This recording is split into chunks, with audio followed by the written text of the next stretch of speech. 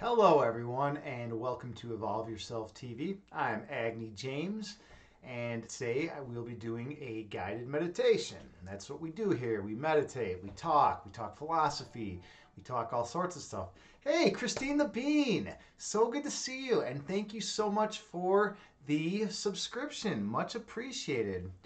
6 months in a row. That's pretty awesome. Wow, congrats! You're one of my longtime subscribers. That's pretty cool. Yeah, 6 months. I've been doing this like what 6 or 7 months now. It's been a long time. Well, I'm totally grateful for you, and thank you so much for that. Yeah, how are you doing today? How's everything going with you?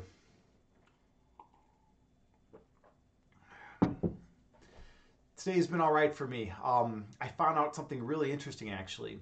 My great step grandfather actually knew Albert Einstein. How pretty cool, how pretty amazing is that, right? To like have some kind of connection to Albert Einstein.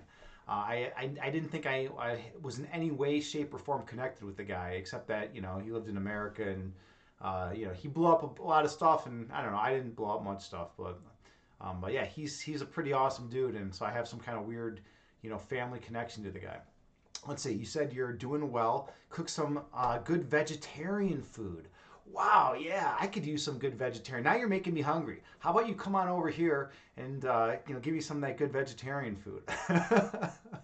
I mean, it's not good to meditate on an empty stomach. You want to have like your needs met and you don't want any distractions. Now I'm all hungry.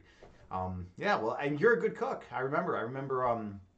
You took all those cooking classes and you learned how to make some great vegetarian meals. So that's really cool that you're still continuing that and making some quality dinners. Yeah, it is cool, right? To have that connection to Albert Einstein. I mean, he was a pretty remarkable man, right? Everyone knows about Einstein. It's funny, like he has got like his one of his famous pictures is like the one where he's like being really silly in it, and I guess that was very atypical of him. He was actually a very serious person in real life, and he just for some reason he just took like one very silly picture, and that's like the one that's popularized him. But that's kind of weird. Let's see what else is going on. Oh, I went to games night tonight, hence my Super Metroid shirt. Right? I always wear the Metroid shirt when I go to games night. Well, not always, but sometimes. Metroid is one of my favorite series of all times. I love playing the Metroid games. Super Metroid, the one for Super Nintendo, was a game I really enjoyed. I was always digging that. So yeah. I always sport the shirt when I'm going to games night. Tonight we played Machi Koro. It's a cool like a deck builder. You build like an engine, and it's just a quality game. It was me and a few good friends, and got to hang out and play that, and that was a lot of fun. So yeah, I do that on Thursdays. Lately it's been every other Thursday, but that could change over time. Who knows? Let's see what else is going on in my world. I don't know. I've been thinking a lot about mindfulness, thinking a lot about what I can do to not allow myself to be so attached to things in the external world. Because attachments, Buddhists really had it right. Attachments are the root of a lot of suffering. When we get overly attached to things in the external world that are out of our control, then when those things don't go our way, we get upset, right? We lose our shit. We lose our mind. Hey, let's go, Brandon. You're now following. Thank you. Much appreciated. I appreciate the follow. How are you doing today? I hope you're doing well. I usually talk for a little bit, and then I jump on in and do the meditation. Hey, Tap is new. How you doing? Good to see you. It's been a while. Yeah, hello to you too. I hope you're having a good day today. I hope all is well in your world. Yeah, so it was weird. I'd been streaming very regularly, and then I went like 18 days without streaming. And then 2 days ago I started streaming again. So I streamed 2 days ago. I streamed yesterday, and now I'm streaming again today. So that's probably why you haven't seen me around. So yeah, it feels good to be back though. Like I didn't stream for those 18 days because I was not in the mental space to stream. Like if I don't feel inspired to stream, if I don't feel good and like feel like I have something to bring to people and bring to the table, then I'm not gonna stream. I'm not gonna come out here and do like a half-ass stream. It's really important to me to give good quality to the people I care about. So Yeah, that's why I haven't been streaming.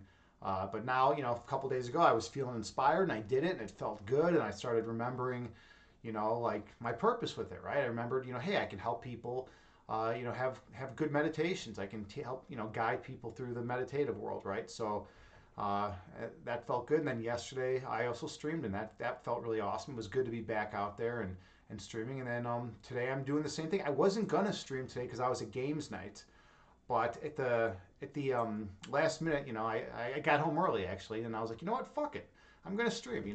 There could be someone out there who wants to experience a meditation, and so I'm gonna share that with them, right? And maybe I can help someone today. You're having a good day, awesome. Yeah. Well, what about me? Let's see. I'm having a good day too overall. I was mentioning a little bit earlier. I found out that my step grandfather actually knew Albert Einstein, or step great grandfather knew Albert Einstein. So I think that's pretty awesome, right? I never knew that. I never knew I had any kind of connection to Einstein at all. But like to think that someone in my family was like friends with the guy was like a pretty awesome thing to find out. I found that I was having lunch with my father and we were just talking and I was asking him about some of his relatives, and yeah, I just found that out. I never knew that before. He just said it very casually, like during the middle of our lunch, and I was like, "Whoa, that's actually pretty awesome," And yeah, it's weird, like the stories people tell and the stories people don't tell, right? Sometimes if you ask your parents or your grandparents about their childhood, like something will come up and it's something you've never heard, and it's really interesting. That right there fascinated me. So I'm going to look into that more. I want to see if we have like any letters or correspondence between him and Einstein, because that would be pretty fucking badass if I had like a letter of like my step great grandfather talking to Albert Einstein. I mean, that I'd frame it and put it on the wall. That'd be pretty badass. But yeah, so that's kind of what's been going on with me. How's everyone else in the chat doing? What's going on? I need to hear from the good people in the chat. I can sit here and be patient too. I'm okay with silences.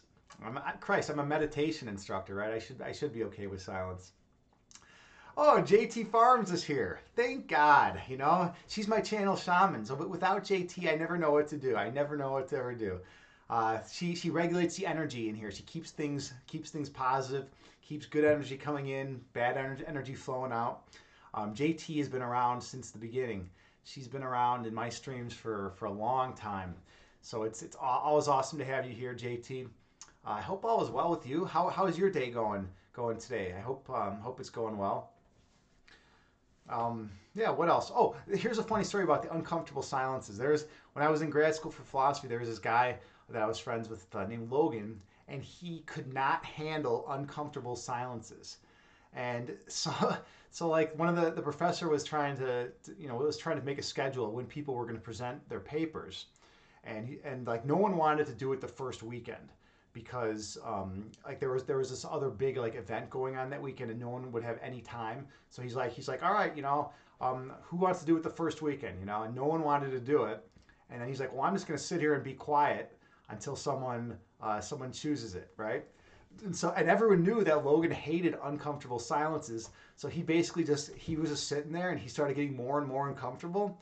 And then eventually he's like, fine, I'll do it. So then he just even though he had like tons of shit to do that week and that was like the worst possible week for him to present, he ended up doing it because he couldn't bear the uncomfortable silence. And that kind of shows a lot about like our culture and the different ways people are, right? If some people are perfectly fine with silence. Like I've been with people before and we just sit, we don't say a word, and I don't know, 20 minutes go by and we're just content, just chilling. And then I've been with other people and at times in my life where it's like shit, if there's like more than 5 seconds of silence, one of us is talking and saying something. It's always weird, the notion about silence. Let's see, JT, you say you've been doing good lately. It's a weird feeling, not sure how to handle feeling good. Oh, feeling good is weird for you. Yeah, right. It's always weird, right? If you're used to not feeling well, and then that happens like for like a long period of time, you're like acclimated to not feeling well, and then all of a sudden, you just start feeling good, and you have a good energy, and you feel feel like happy and positive, it can throw you off, right? It can throw you off kilter, and you're like, whoa, like I feel good. I don't feel like murdering the world. This is a new type of experience. Yeah, like what the fuck, right? It's like a weird thing.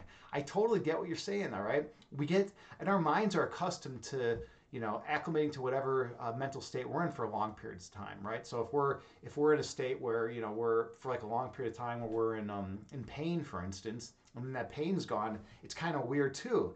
Like I've been having lower back pain for quite some time, and I went in and got a diagnostic procedure done pretty recently, and what they did is there's these three nerves that run horizontal in the lower spine, the very base of your spine, and they injected painkiller directly into the nerve endings of those three nerves. So there was 6 total injections, 3 on each side going down, and all of my fucking pain went away. It was crazy because I haven't had a break from lower back pain in forever, and for all of my back pain to go away, it was so weird. And I couldn't even get used to it. I was like, whoa, like what's going on here? I'm in no lower back pain. This feels really weird. I just kept like moving around and trying to like see if I could feel some pain because I'm used to feeling it. But yeah, it was wild to not experience it. Oh, look who just came in here. Look who just came in here. Swiss R. What is up, brother? Good to see you, man. Swiss R is an awesome dude here. He's a streamer here in the fitness and health community on Twitch. I'll give a shout out to his other Swiss R. Can we join your stream? Who do you mean? Who's we? Can you tell me a secret? Can we join your stream? Who? I don't know who you're talking about.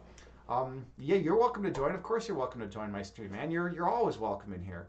It's such a great group of people. Can we get some more chilled hype? Yeah, I mean, of course. Yeah, I'm going to be doing meditation in just a few minutes. Oh, check me out. What's going on? Yeah, that's right. She streams tonight, doesn't she? That's right. I think she streams Wednesday and Thursday nights. Is she gonna come by or something? What's the deal? I don't know. I don't know what's going on. I haven't seen anything yet, so we'll see. But I'm just gonna continue, and if we're ready to do some meditation, we'll do some meditation because that's what we do here. Yeah, absolutely. Bring anyone you want here, man. Yeah, I would love to have people in here, man. The more the merrier. Okay. That is awesome. That is really cool. Yeah, I've never had a raid that big. That would be pretty wild if she ended up coming 88. That would be intense. If I had 88 people in here, I have never had anywhere near that. JT, are you ready for this? I'm gonna need you and Swiss as my mods to help out the situation if this is the case. This is gonna be intense. This is gonna be super intense. We'll see. We'll see if it actually goes through. I'm not going to get my hopes up. I have a big. I don't want to get my hopes up ever for things because then if I do, then I'm let down. I'd rather be a pessimist, the eternal pessimist at times. It just makes me feel better. Then I'm never let down in life, right? If I never think that things are going to happen. So yeah, I don't know. What was I talking about here? Oh yeah, Swiss. Oh yeah, anyway, Swiss does these amazing streams here on Twitch. You definitely want to check him out. He does. Rivish, hey, you're here. Hello. Wow, good to see you, friend. Thanks for the follow, much appreciated. Yeah, I was just giving a shout out to Swiss R. Swiss R is a phenomenal streamer here on Twitch. He does these amazing streams in Switzerland. These beautiful Travixian. Check me out. Raided me with a party of 78. Oh my God. Thank you so much. Much appreciated. Much appreciated. Well, what do we got here? Master Player, thank you so much for the follow. Gibby Livens, thank you so much for the follow. Super, super appreciated. You brought all your love over here. Check me out. Thank you so much. Such a super kind gesture. Wow, this is incredible. All right, I gotta get my game face on right now. This is amazing. Well, thank you all for joining. Those of you who don't know, I'm Agni James. I do guided meditations here on Twitch. Alton LA, thank you so much for the follow. Much appreciated. I also do philosophy. I'm also a philosopher. I went to graduate school, have my master's degree in analytic philosophy, so that's something else I talk about here a lot. Han Fouquet or Han Fuck, whatever. Thank you so much. for the follow. Much appreciated. This is amazing. Tons of love here. Yeah, everyone here definitely. Sandy Graves, check. Thank you so much for the follow. Sandius Graves. Sandy. Ooh, I like that name. Sandius Graves. Thank you so much for the follow. Super appreciated. What love checking out. Thank you so much. Super appreciated for your bringing your community over here and sharing them with me. It warms my heart. Jokovic, thank you so much for the follow. I mean, this is crazy. I might just be saying thank you so much for the follow for the next 20 minutes. This is amazing. Thank you, Kyber Crystal, for the follow. Much appreciated. Much love. This is incredible. We have such good energy here. Yeah. So I'm a philosopher who also does meditation, and I'm trained in Western philosophy. Onyx 106. This is wild. This is truly wild. Okay, I'm glad I'm wearing my Super Metroid shirt here today. My Metroid shirt. I need that Metroid energy to handle this. This is intense. This is really intense. All right. So yeah, I do philosophy. I was talking about the mind-body problem recently, and maybe I'll go into that a little bit, and also the hard and easy problems of consciousness.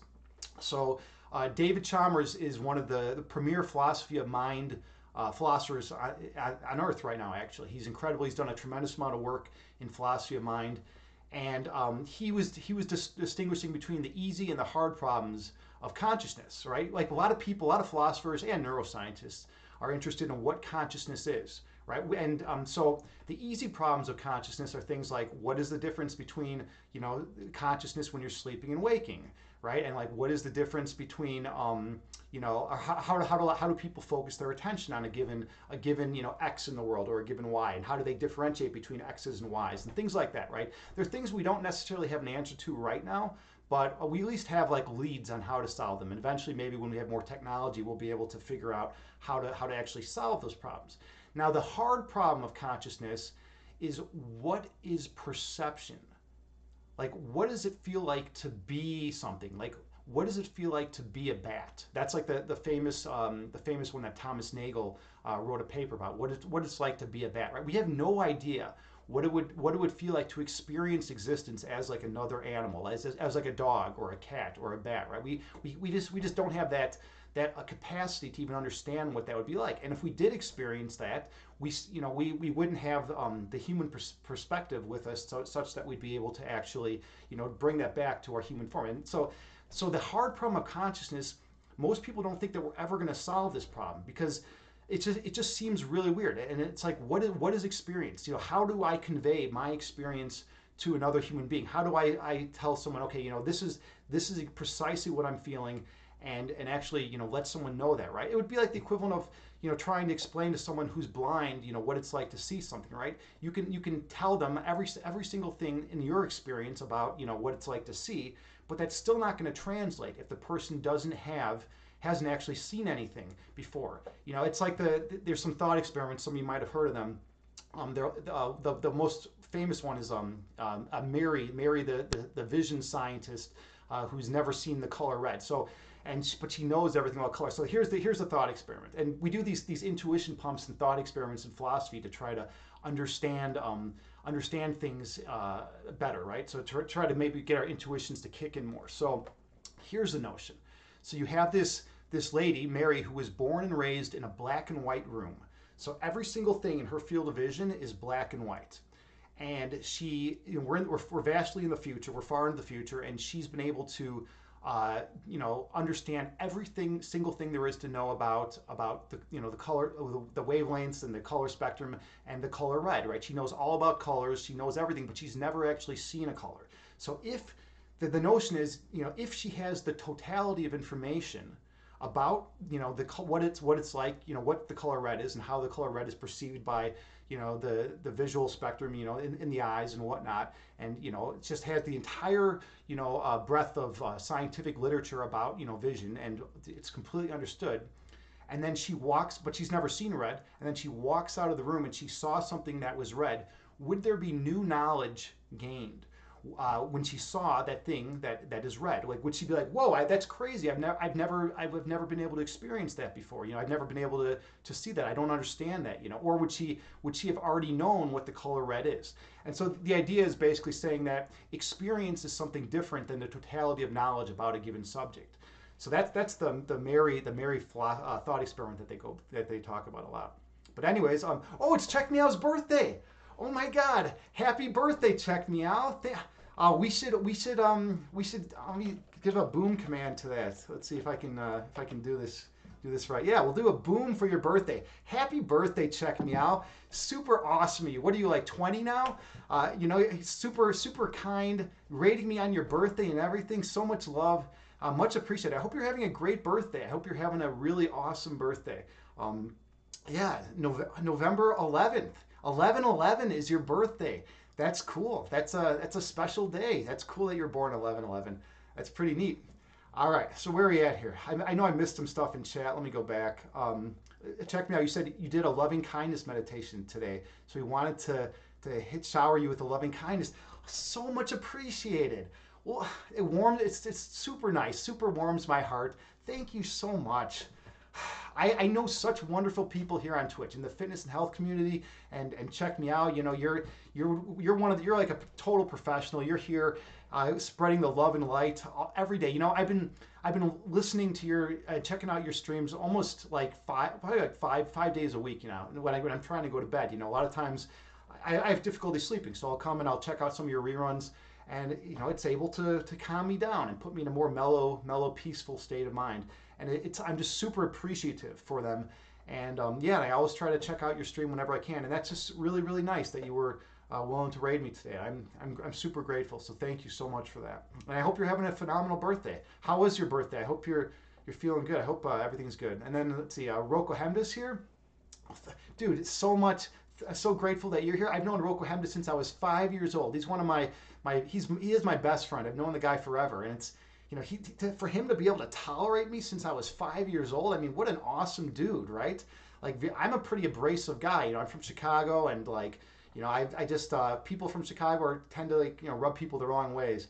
But yeah, this guy's been able to tolerate me, so he's definitely a patient, nice dude. Let's see, Jokovic, you say we love you.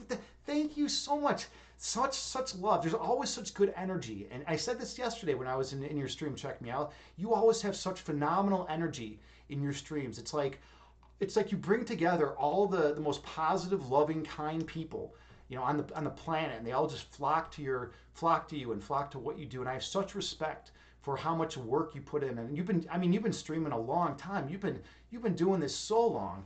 And it's like, you just always, you keep improving. I know you used to have a different set of sound bowls, and I think remember you saying you like traded in some of them or something and got like a better version or more expensive bowls, better bowls. And it's like you're always improving and working to better your stream. And it's just, you help so many people on a daily basis.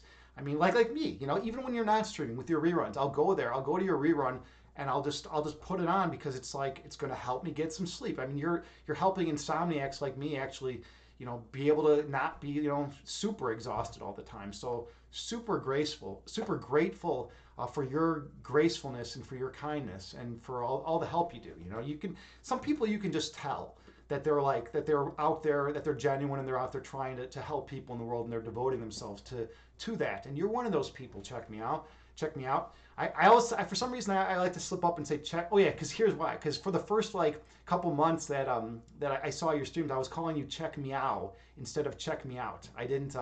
I thought the T was just like some random thing you threw onto the end of your name, and then it hit me one day. I was like, oh, it's Check Me Out. That's even more clever, So yeah, and you're also clever. You're a clever, awesome person. So I just really, I'm really grateful for you and what you've brought to Twitch. And the cool thing is you're fighting against the Twitch stereotype, right? Because initially the Twitch stereotype was, oh, it's a toxic cesspool, it's just a bunch of gamers being, really toxic, yelling at the chat, right? And you're going in there and you're fighting against it. You're bringing love and light into a world where, and yeah, there are some toxic streamers, that's true, but not everyone's like that, right? And you're coming in and you're bringing positivity and kindness and compassion to the world, like in the midst of, like, a lot of toxicity. It's pretty awesome that you do that. And a lot of people in the fitness and health community do the same thing. I mean, a lot of the yogis, like, Grace Yoga, she's always bringing love and light. Yoga with Jen, Evelyn Yoga. I mean, there's tons of yogis out there, tons of people doing, good meditations and trying to help others.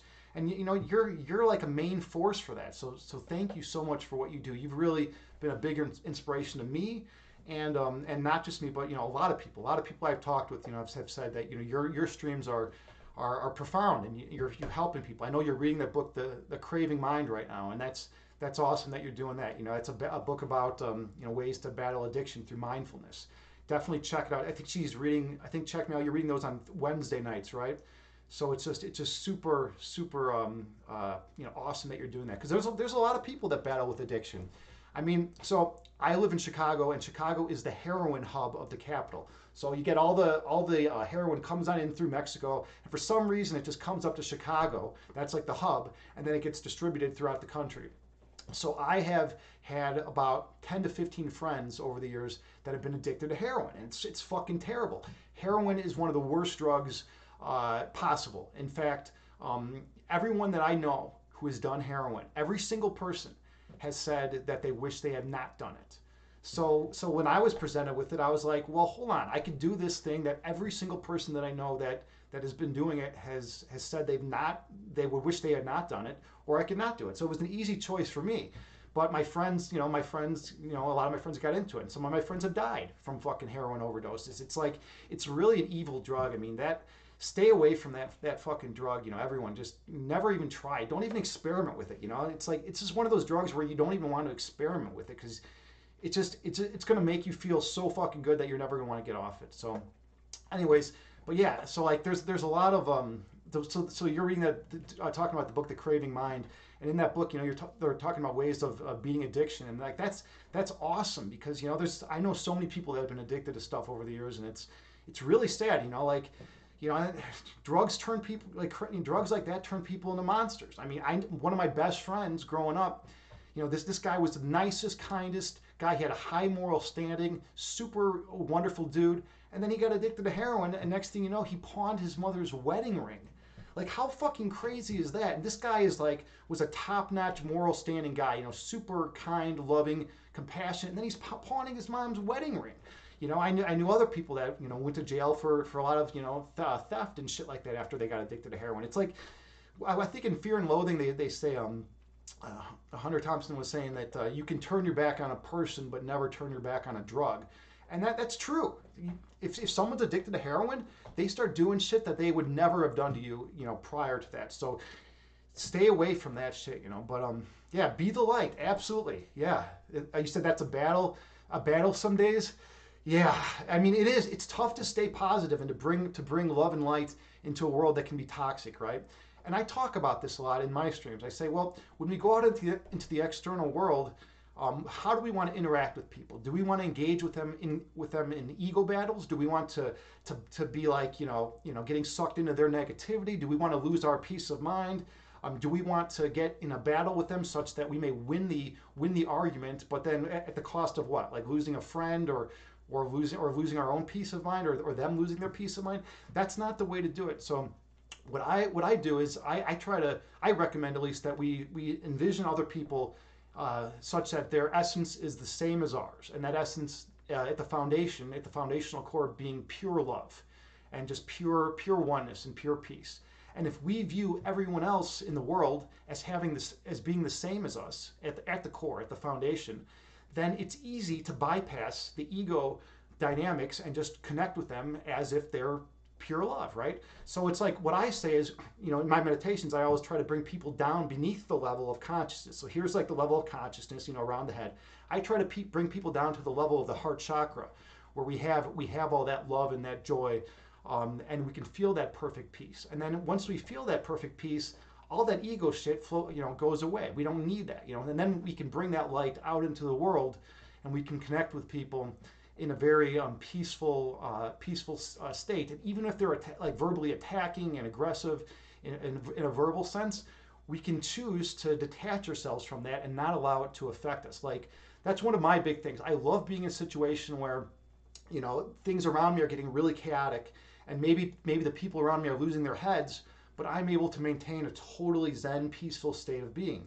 Because if I can do that, then I can help others. I can show people, hey, you don't need to be caught up in this ego nonsense, right? You can choose to let it go and go beneath the level of ego to your place of truth, capital T truth in the heart, and connect with them on that level. And then I can make a difference that way. I used to teach special education back in the day, and I worked at the school that had the kids that were kicked out of every other special needs school in the Illinois area, right? So like we had some of the toughest cases, and it was crazy, right? It was a crazy place to work because these kids were dangerous to themselves and others, like quite frequently, right? One of the stories I tell is the first day, my first day of there, I'm like just observing a classroom, and it's a very long, narrow room, and I'm standing in the doorway, and there's a girl on the far end of the room who is just chilling on a beanbag chair, just like laying there. And then there's another kid who's working with the teacher in the middle of the room, and then there's another kid on the other far end of the room who's sitting on a computer. He's got like a helmet on to protect his head because he would bang his head sometimes. And everything's peaceful and fine, and I'm just watching. And all of a sudden, the girl at the far end of the room just jumps up and starts sprinting as fast as she can across the room, like super fast, like a full out sprint, directly at the kid at the very other far end of the room who's on the computer, and she dives full force with her hands like this, just dives right into the back of that kid's head and smashes his fucking head into the computer monitor. It shatters, and it's like crazy, and like the kid's screaming and crying, and it was out of nowhere. There was nothing that like set her off or triggered it. It was just, who knows, like what set her off. So it's like you had to constantly be ready for war when you were in that environment. And it taught me a lot about patience, about tolerance. I mean, I got punched, I got spit on all the time. It was just how it was. So what I would do is I would do meditation and yoga for a minimum three hours, usually 3.5 hours, prior to going into work every day, so that I could go in there in a perfectly calm, tranquil state of mind. And then when I would get in there, I would be able to exude that peace and love to other people around me. I'd be able to share that with them. And then we were able to be more peaceful and keep our heads more when, a student would attack us or things like that. So, all right, I've been doing a lot of talking. I think it's time we actually do some meditation. Sometimes talk is cheap, and sometimes it's better to actually just hop into the meditation. So I always come out really intense. I'm always like super, wired right off the bat. And then we slow things down. We lower the intensity.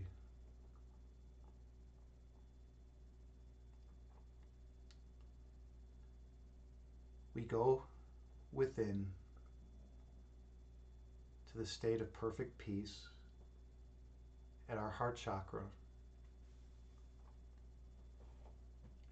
And we begin our meditation.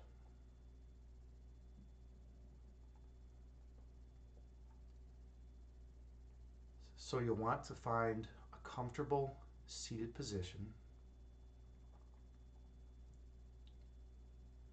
You can sit on the floor in lotus pose. You can sit cross-legged. You can even sit in a chair. The main thing is to find a seated position that is comfortable for you.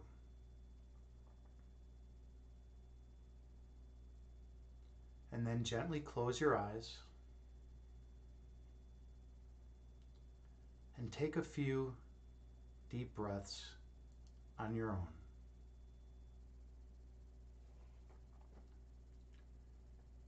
I have a Buddhist chant that I play that has a chime that goes off every 2 seconds, and you can use that to help regulate your breath count.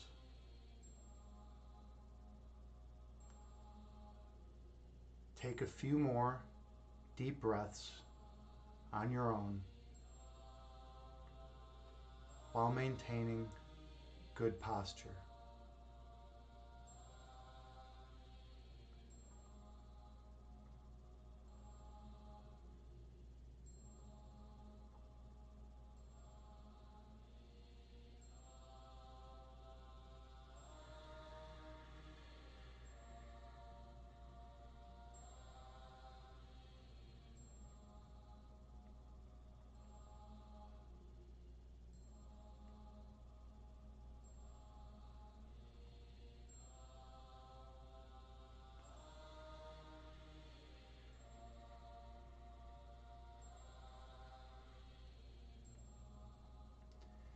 Inhale through your nose, gently raising your belly.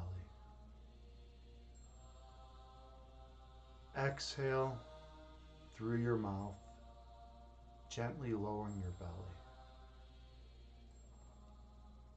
Breathe in through your nose, gently raising your abdomen. Breathe out through your mouth, gently lowering your abdomen. Stay focused on your breath.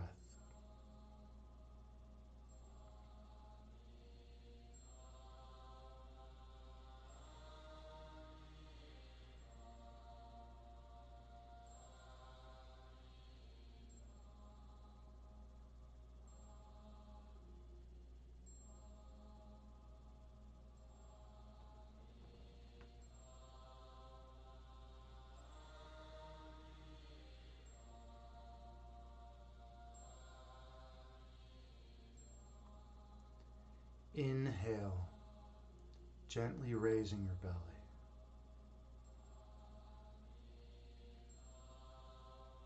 Exhale, gently lowering your belly.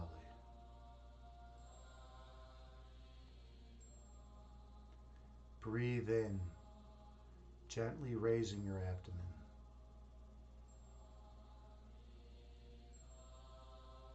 Breathe out, gently lowering your abdomen.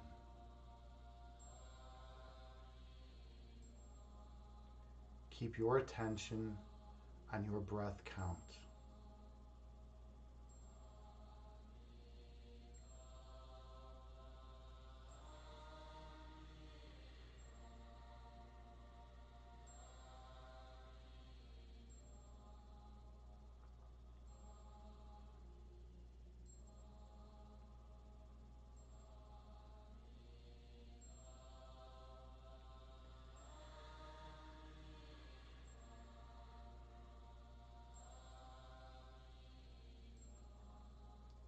Inhale.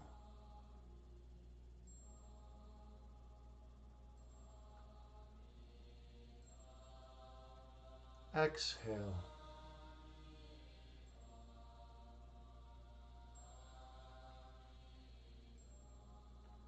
Breathe in.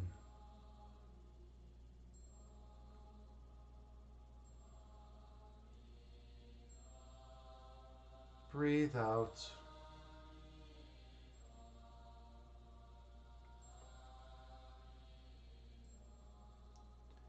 The breath calms the body, and the body calms the mind. Be mindful of your breath.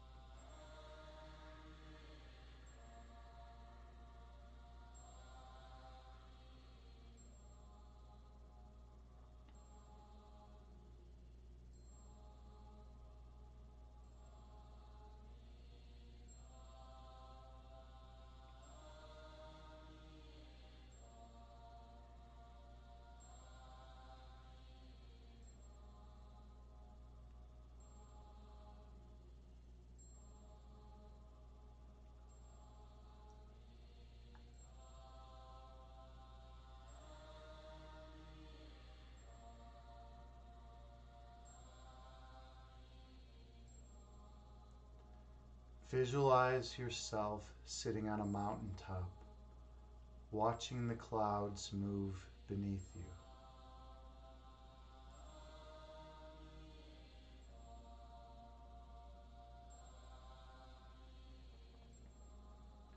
Two clouds merge into one, and one cloud separates into two.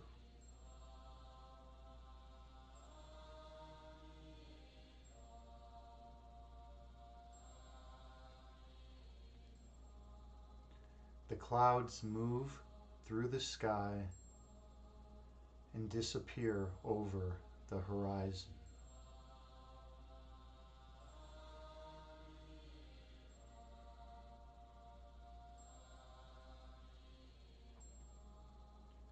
Those clouds are like your thoughts.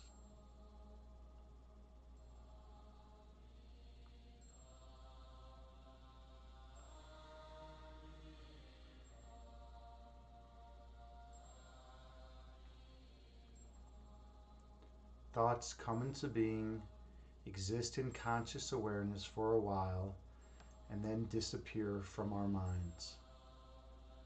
That is the nature of human thought.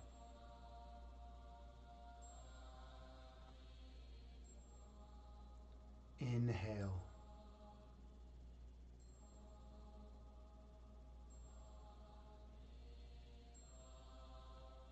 Exhale, releasing all that does not serve you well. Breathe in.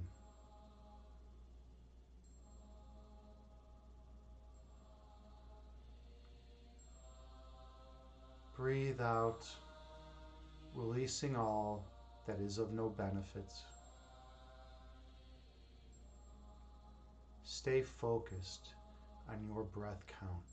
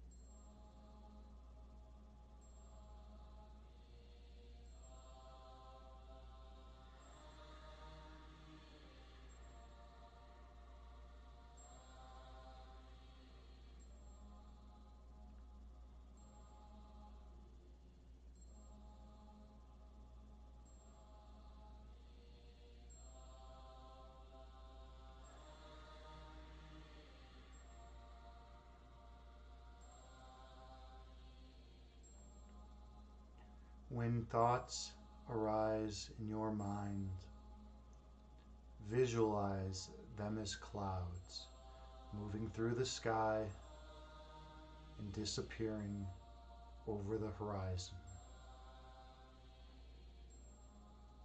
Return your awareness to your breath count.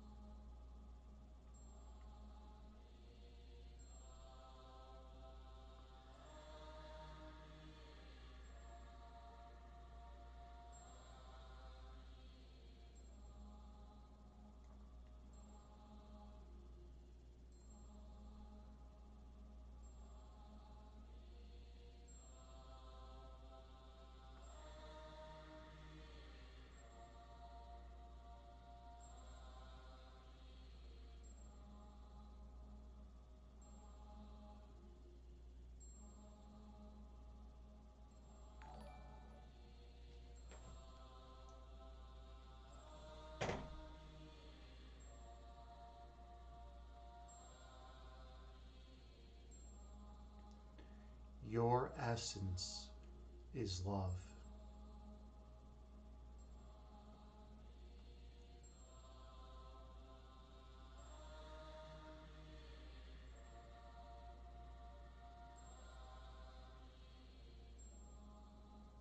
The manifestation of love is light.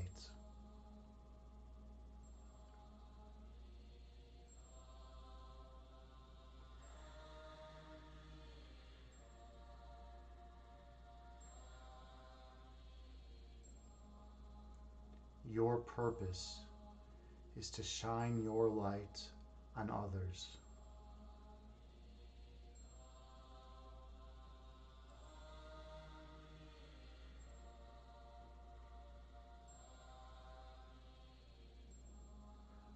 Awakening the inner light within them.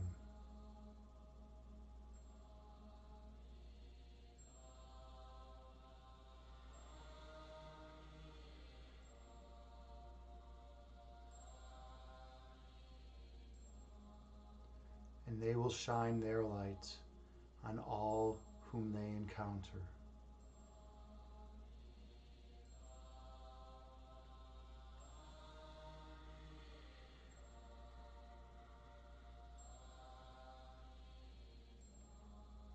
Until the whole world is glowing radiantly once again.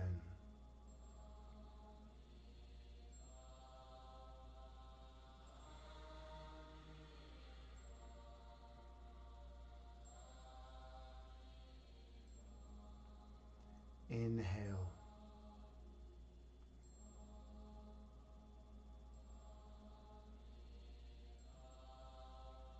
Exhale, releasing all that is of no benefit.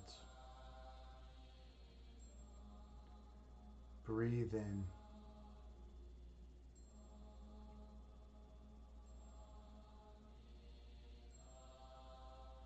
Breathe out, releasing all ego that obscures your third eyesight. Stay focused on your breath.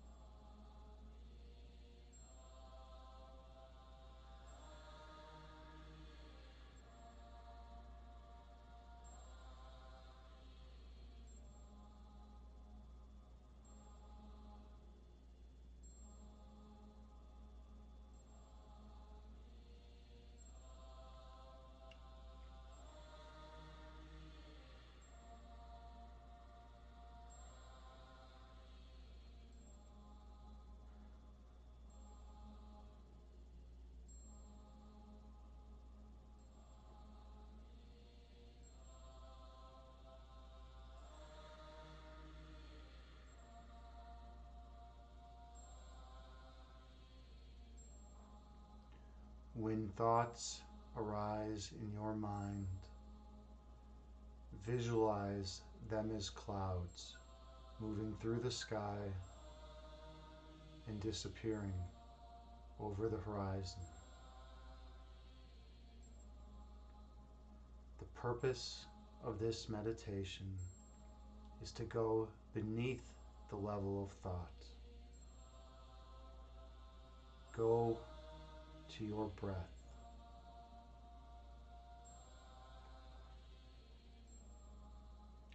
Inhale.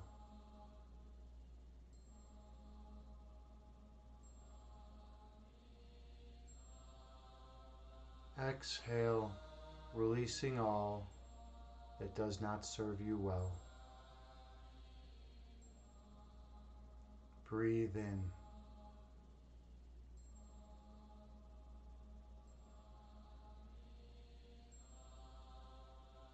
Breathe out, releasing all ego which clouds your third eye vision.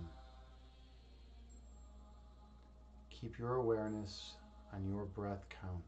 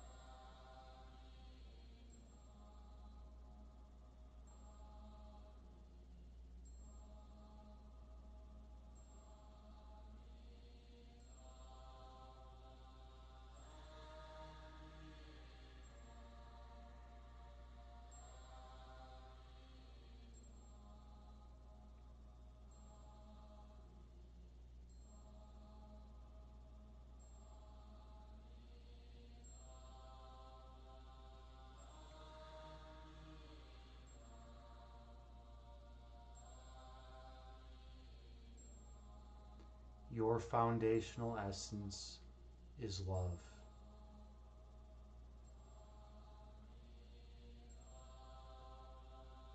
You are not your thoughts.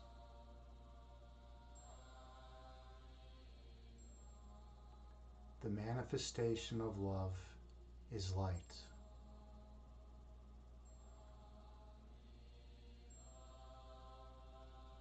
You are not your thoughts.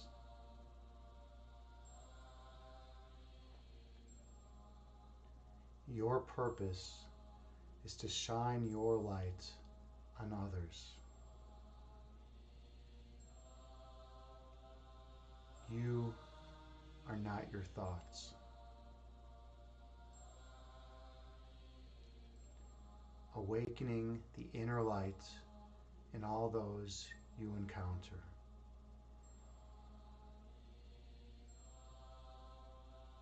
You are not your thoughts.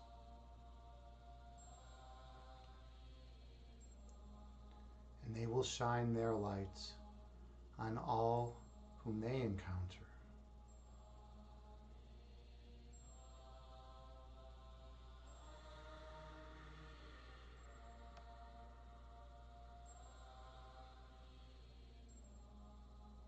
Until all of humanity is glowing radiantly as one light once again.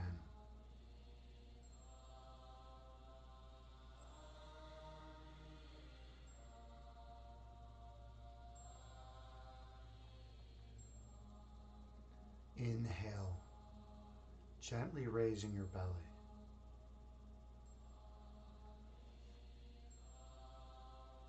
Exhale, gently lowering your belly.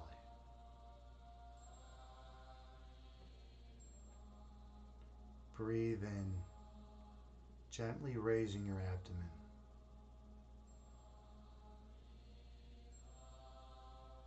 Breathe out, gently lowering your abdomen.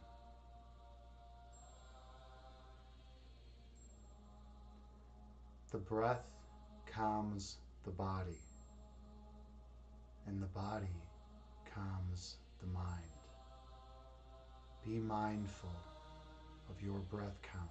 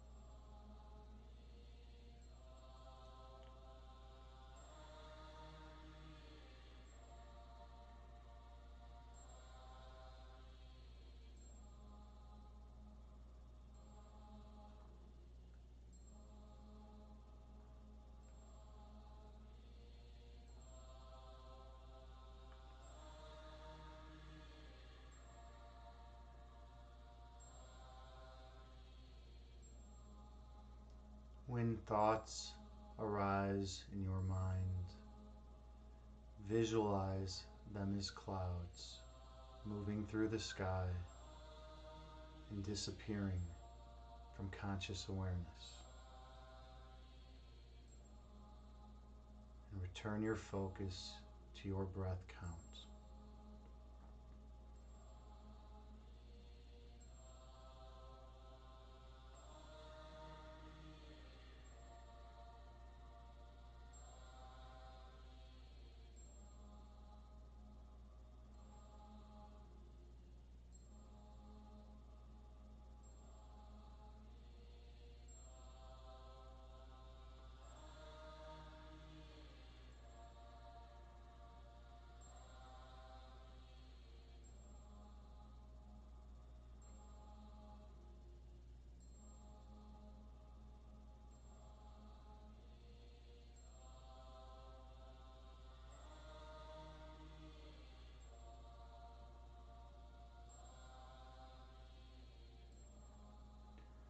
On your next inhale, travel down beneath the level of conscious awareness.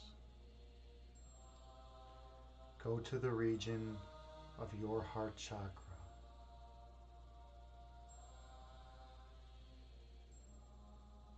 Feel the love that emanates from that location.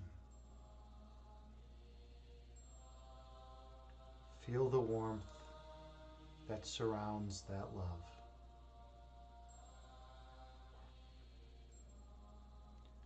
Feel the oneness that resides in that region. Feel the perfect peace entailed in that oneness. That state of absolute monism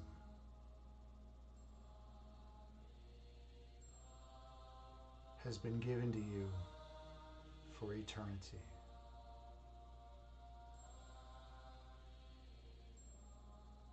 Stay focused on that love.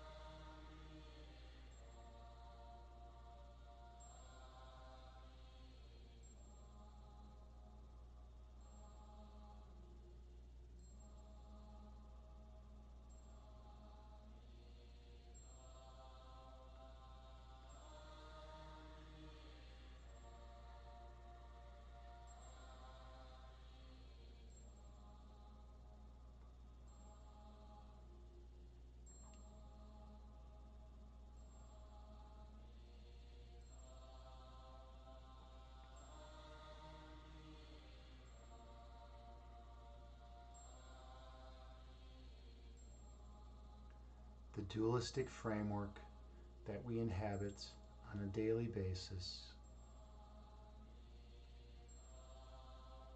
is rooted in separation.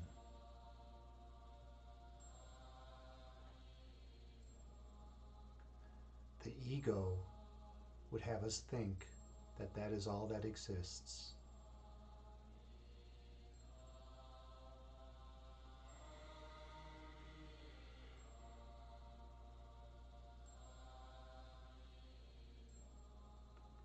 But when we let go of the ego and travel down to our heart chakra, we feel the perfect love that exists in a state of absolute monism. In monism, there can be no separation. For in monism, only oneness exists. That is our natural state. That is the place of perfect peace. And we can go there whenever we're stressed in the external world. Inhale, gently raising your belly.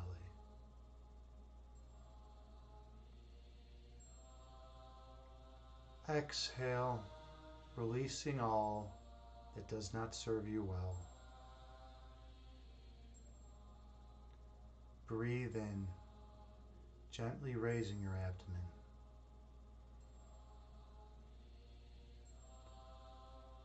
Breathe out, releasing all ego, which would obscure your third eye sight. Stay focused on your perfect love.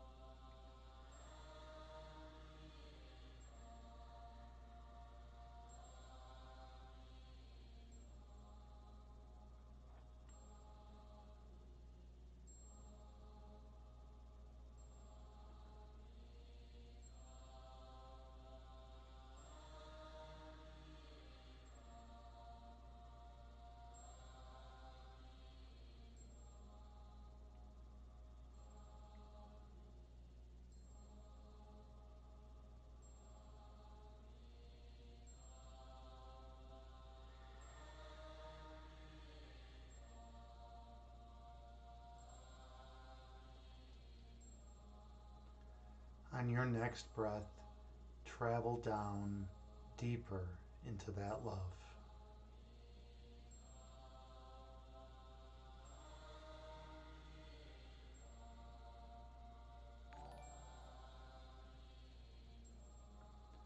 Allow yourself to feel the perfect peace that resides there.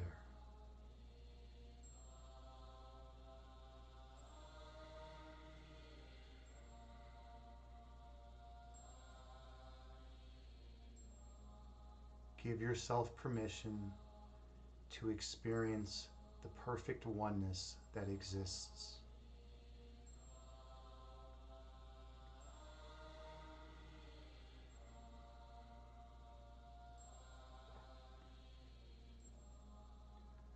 Allow yourself to let go of all your pain.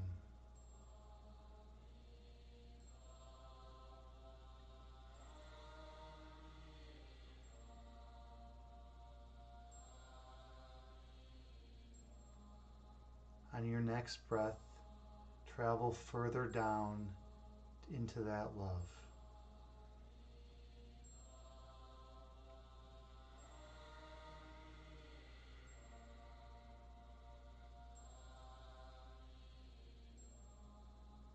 See the light that radiates from your love.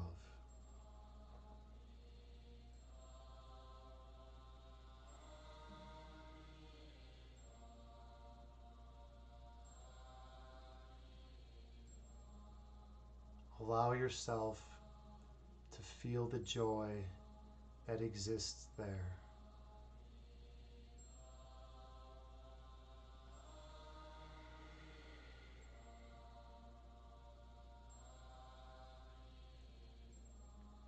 Give yourself permission to be free from all fear.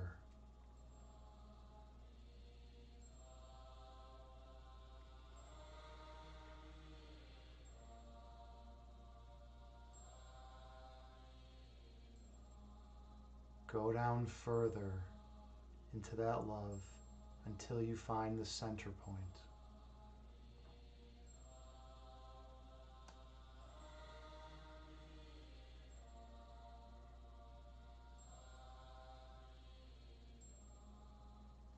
Reside in the loving embrace of that center point.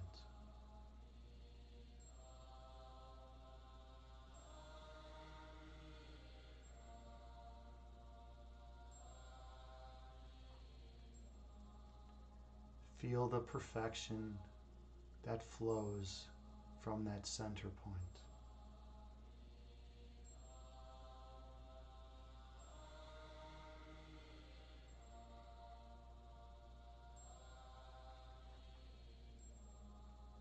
And when you're ready, go on through.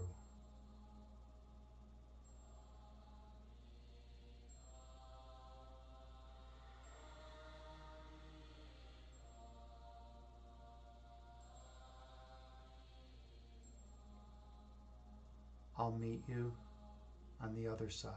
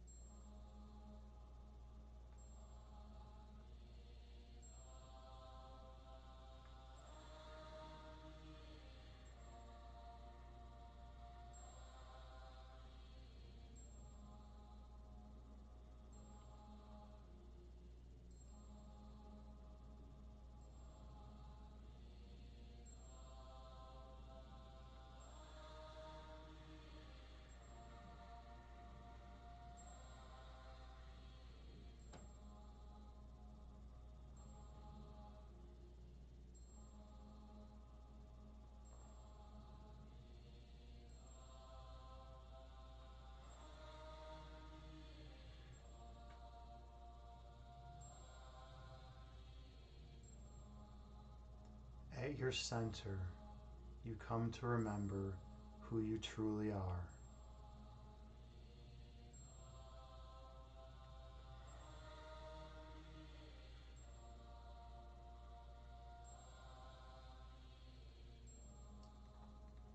At your center, you come to remember how you came to be.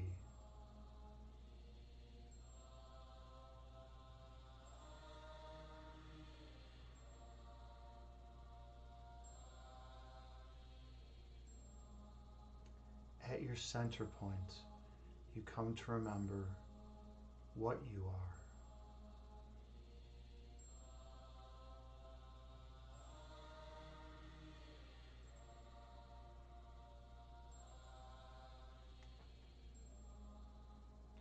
At your center, you come to remember your divine purpose.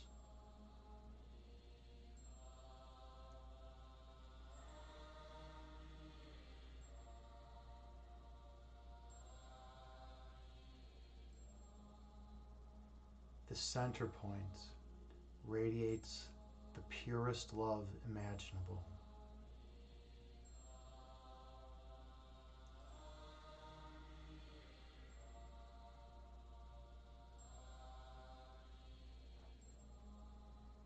Your essence is that purest love.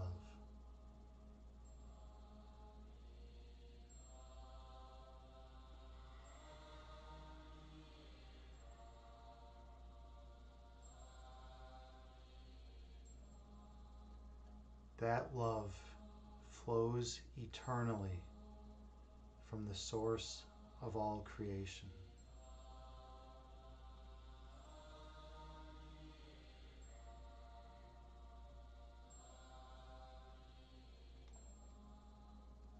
And you are an extension of that love.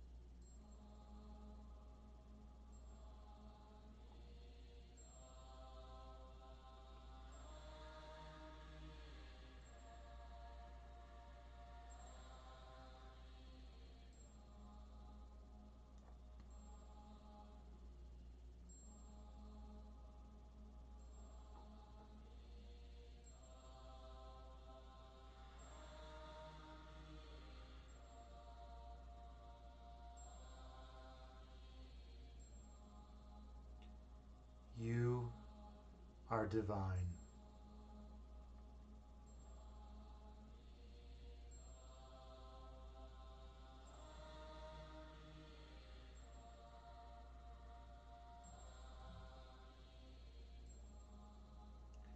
Your essence is immutable.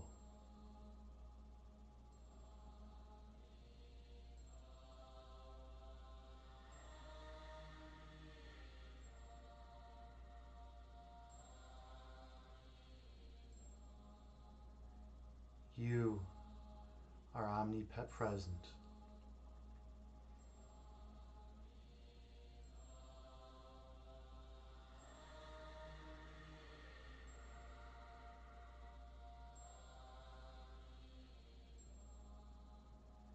You are omniscient.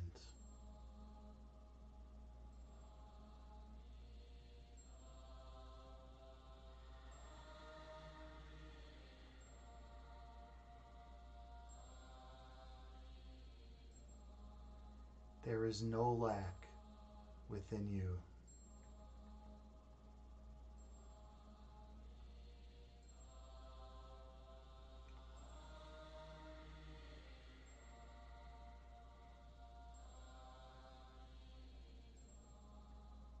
No separation can exist within you.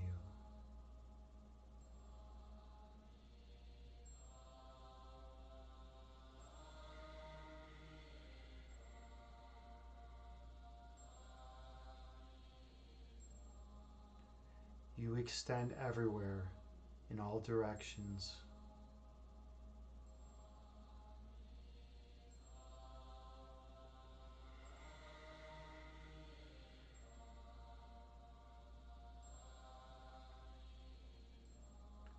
Filling all of creation with love and light.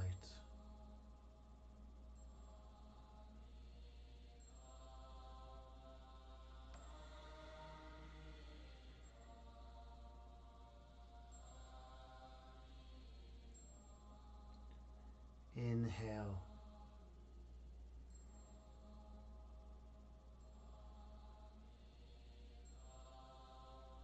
Exhale, releasing any ego that remains from your mind. Breathe in.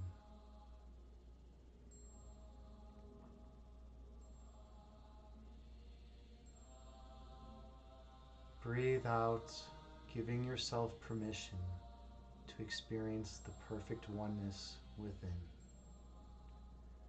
Inhale.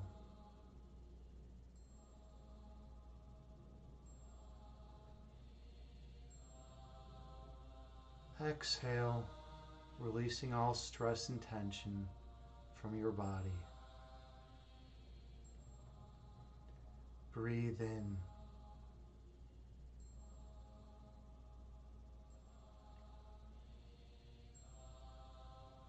Breathe out, giving yourself permission to allow your body to be healed. Inhale.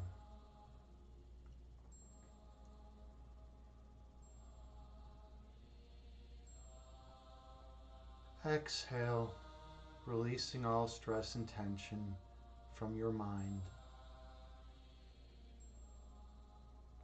Breathe in.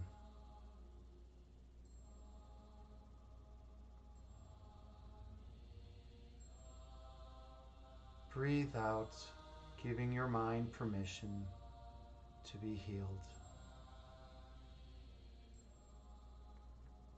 Focus on your breath count.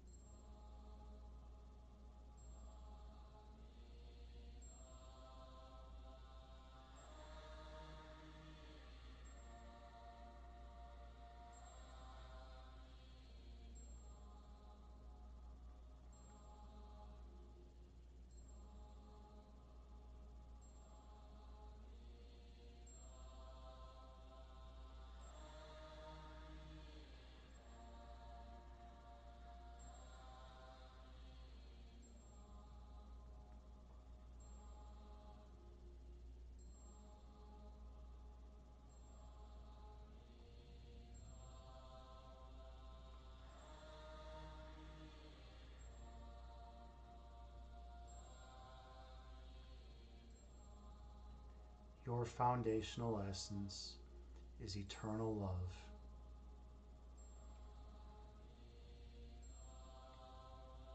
And that will never change.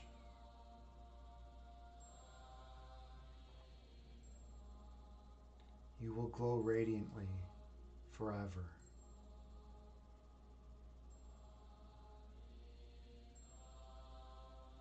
And that will never change.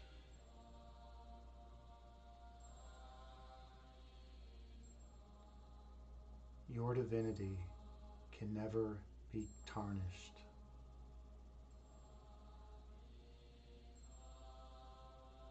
And that will never change.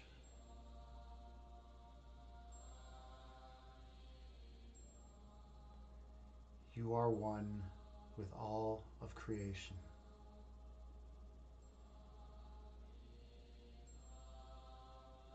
And that will never change.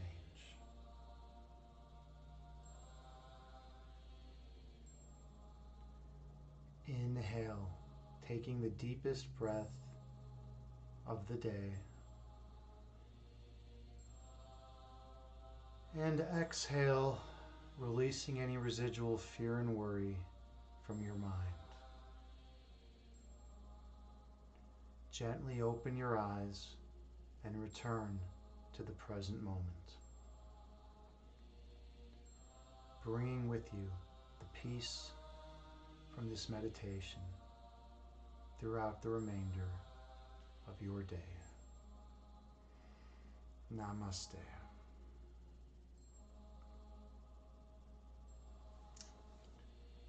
Thank you so much for being here with me.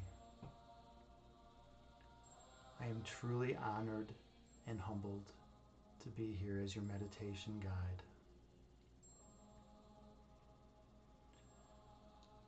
The fact that you came here to meditate and share this sacred space with me warms my heart more than I can convey with words.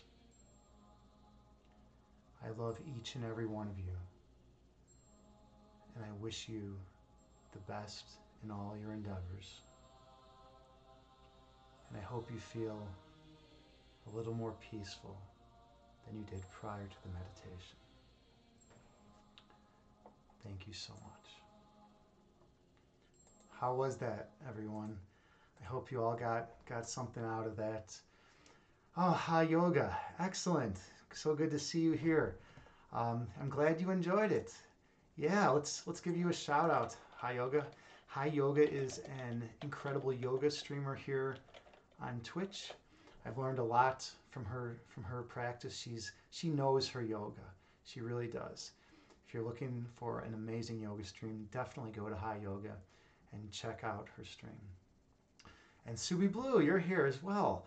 Thank you so much. I'm so grateful that you came here and were able to participate in this meditation.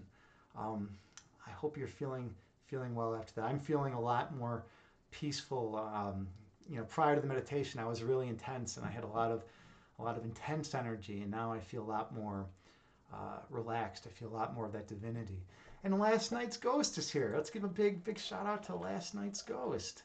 Wow, we got the whole crew here tonight. Such a great group of people here. Definitely check out last night's ghost. She is awesome. She does all sorts of storytelling. She tells scary stories, and we watch scary movies and stuff like that over there. And she's just like a super fun, kind, warm person. I love your energy, last night's ghost. You're such an awesome human being. And she's so personable. She gets to know everyone by their first name too, which is amazing. It just shows that she cares. It's a sign that she cares, and she's willing to learn people's names and to remember them. And it's really, really awesome. Christine the Bean, hello. I hope you're doing well. I hope you're having a great night. We've had such a good crew here today. JT Farms, my channel shaman. I'm super happy that you are here and helping out with keeping the energy in the chat in good balance. JT Farms is a poet, and she also regulates the energy of the chat. She gets rid of all the negative energy and keeps all the positive energy flowing in here. So yeah, it's really really cool. And then all of those who followed today, I'm super grateful to all of you. If I missed anyone, um, let's see. I know we have some people. Spooter76, thank you so much for the follow. I'm totally grateful and appreciative of you. Super kind of you to do so. And let's see. Ankapur. I'm sorry. I'm terrible with pronouncing names. And let me try that again. Anchapur. That's the best I can do. That's all I got right now. I got that post meditation, post yogic, joy bubbling up inside of me. I'm just trying to keep it together for the remainder of this stream.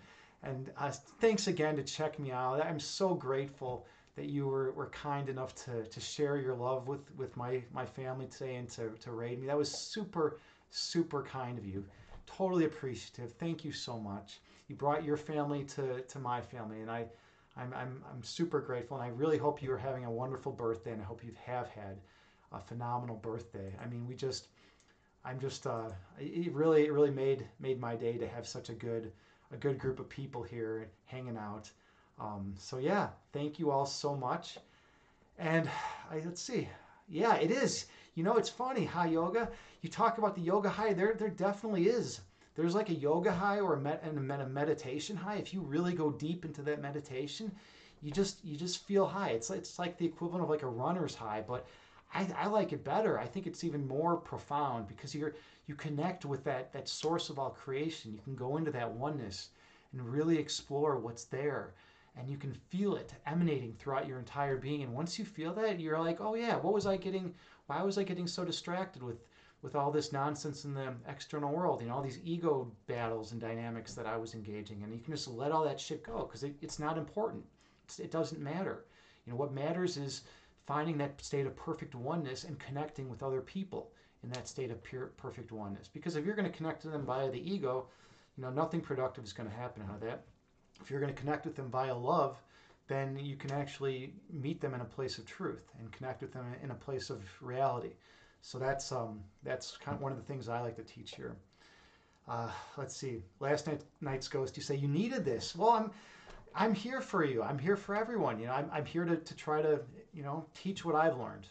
Which is meditation, philosophy, and meditation. Those are the two things that I know and that I can teach, and I try to teach those to people, and that to give people peace and love and oneness in their lives. Because there's the way the world is set up right now, it's like it's set up to divide us. It's set up to say, okay, well, you have to be on this side or this side. And that's bullshit. That's totally bullshit. You don't need to be on a side. I'm on the side of everyone. I love every single person on the planet unconditionally. Unconditionally. Nothing but the purest love, because I don't view others as being the set of all their beliefs. When I think about identity, my metaphysical uh, assumption about the nature of identity is such that our identities are all love. And if we're all the same, if at the foundational core we are all pure love, then how could I ever be upset with another human being? I mean, they're not. I don't believe that another person is their belief set. I believe that they are pure love. So I love everyone. And it's like, yeah, if someone is going to like punch me in the face, punch my body. I should say this: if someone's body is going to punch my body in the face, obviously I'm going to defend myself, right?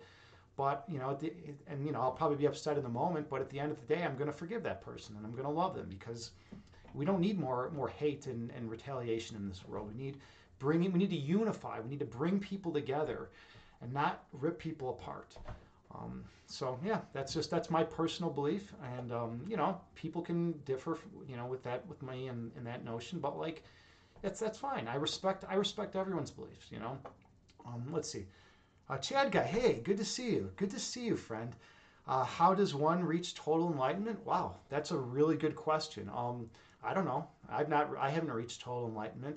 I can, feel love and peace and joy during meditation and during yoga, and there's times where I can get it to carry with me throughout the course of the day. But there's, the way the whole world is set up, it's set up to try to bait you, and to get you to lose your peace of mind. And so there's always like these ego dynamics that are going to make one like lose their peace of mind and lose their cool. And maybe it's traffic for you, being caught in rush hour traffic, or maybe you have a boss that says disparaging comments to you or something like that.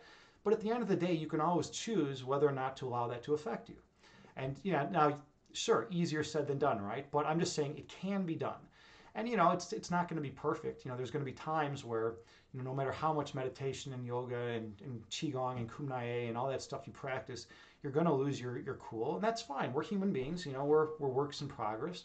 But my feeling is that there's an ideal that we strive towards. We strive towards the ideal of being able to go through the world, out into the external world, and maintain our peace and our love within us at all times. And that way we can do the most good for the world. We're the most causally effective in helping the people around us. That's just my notion about it. Let's see. Hi Yoga, you say the shift that can happen in the mind and body during a practice is amazing. Yeah, it totally is. It totally is. From nervous and stressed to calm and connected to self and the present moment. Absolutely, right? When we're nervous and when we're in an ego state of mind, and when we're dealing with other people's egos as opposed to dealing with their true selves, which is their love, then we're not going to be very effective in dealing with them in a positive way. But when we're able to be calm and present, and able to connect with that part of them, that truth in them, then we can actually do some good in the world. Then we can finally, spread the love and joy that we're intended to spread. And there won't be these ego blockages that are preventing us from actually sharing, giving our gifts to everyone else. At least that's my opinion. Last night's ghost, you say hate is easy to give, unconditional love is hard. So true. Absolutely true. Let me tell you a little story, actually. I once was, when I used to teach special ed, I was talking about this, and then I also used to ride on the buses. They would need a teacher or an aide, a staff member there on the bus to help out. And so I would ride the buses, and make sure that the kids are okay, and while we were on the bus. And the guy that was in charge with transportation was super stressed and really intense, really intense guy, and was always angry and hostile with people. And one time he absolutely lost it on me, and he just said all these disparaging comments, and he was berating me and just telling me all these nasty things about he was upset that I didn't tell him I wasn't going to be there one day, but I had already told the boss over him, and I had already told the bus driver, and there was no policy to actually tell this guy directly, and so he was just upset about something. So I was really offended. I'm like, dude, why are you screaming in my face? I lost it. I said some ego things back to him, and then I came back home, and I was laying in bed at night, and I felt unsettled, and I was like this is garbage. Why did I lose my peace of mind? Why did I allow myself to lose my peace because of what's going on with another human being? Obviously the guy is not very happy, and he was taking it out of me. So why did I choose? We always make choices. I chose to allow my peace to be usurped in that moment. So I laid there, and I just visualized him in my mind as pure love and light. I just visualized him happy and smiling in a perfectly positive state. And I just was sitting there thinking about him, and I said, I love you, and I release you. I forgive you from this nonsense between us. I forgive you. And when I said that, immediately all of that pain and hate and anger dissipated. It just was gone. And I was just fine with him. I was fine with him. And I went in the next day, and even though it was his fault, I apologized to him. And I said, listen, Rich, I'm so sorry. I know you're stressed. I should have told you. Even though he was totally in the wrong, I apologized to him. And you know what? He was like, hey, you know what? I'm sorry too. I shouldn't have been saying those mean things to you. I was totally out of line. And then we were fine. We were totally fine, and we had this good relationship ever since then. And that's the way to deal with people. You forgive them. You break the chains, because there are these ego chains that get you stuck to another human being if you getting these ego battles with them. But if you can sever those chains and forgive them and allow your love to flow into them, then you can truly connect with them and make a difference in their life. And that's what's important in this world. So I just thought I'd share that with you. Let's see, where are we at here?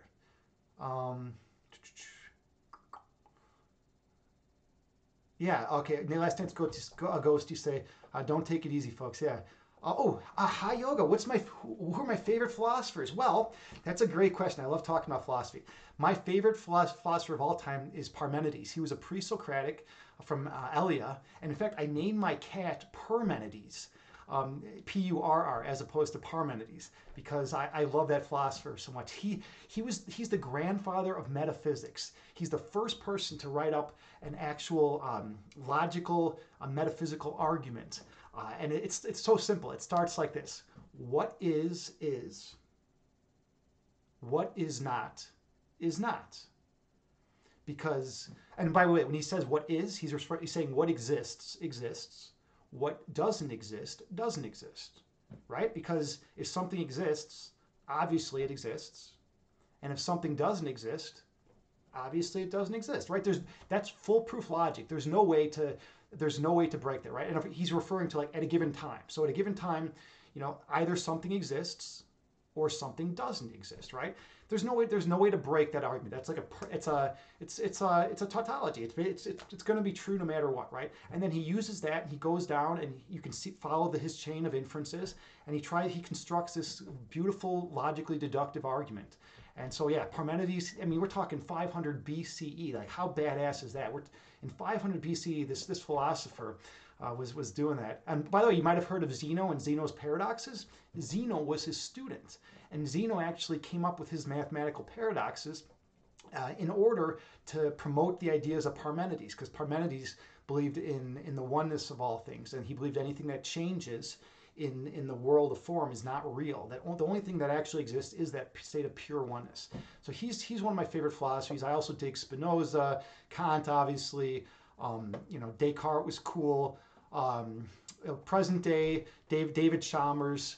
He's the man. I'm a big philosophy of mind guy, so I like David Chalmers, Daniel Dennett, David Lewis. I mean, these are all like big names in contemporary philosophy. Wittgenstein is a badass. I like a lot of his stuff, especially both the young Wittgenstein and the old Wittgenstein. Who else am I digging these days? I just got done reading a book on Isaiah Berlin, and he's pretty cool too. Most people don't know about him. He's a little more obscure of a philosopher. He's the guy who really promoted the idea of positive and negative liberty. Negative liberty being the notion that there should be a laissez-faire policy of government where we should just let everyone be, and positive liberty being the notion that people don't know what's best for themselves, so the government needs to intervene and help out people in certain ways. So Berlin's pretty cool. Let's see, who else am I digging these days? I mean, that's about it. I mean, Spinoza was my favorite for a long time. Spinoza and his monism is really cool. I'm big into monism and to all that, so I dig him. Kierkegaard's not bad. He can't, he's a little out there, but he's cool. I like him. But yeah, those are some of my favorites currently. All right, where are we at here now in chat? Let's see. Chad guy, you say true. However, doesn't the world need perfect balance of both hate and love? Well, it depends, right? It depends. That's a good question. It all depends what your metaphysical assumptions are about the nature of identity. So my metaphysical assumption is that all human beings are just pure love. That the body, it doesn't exist from the context of eternity, right? So it's like, sure, currently perceptually we're seeing ourselves as these disparate bodies, wandering around on this rock, that we call Earth, and that we're doing things in this realm, right? But I believe this is just an illusory dualistic framework. That's my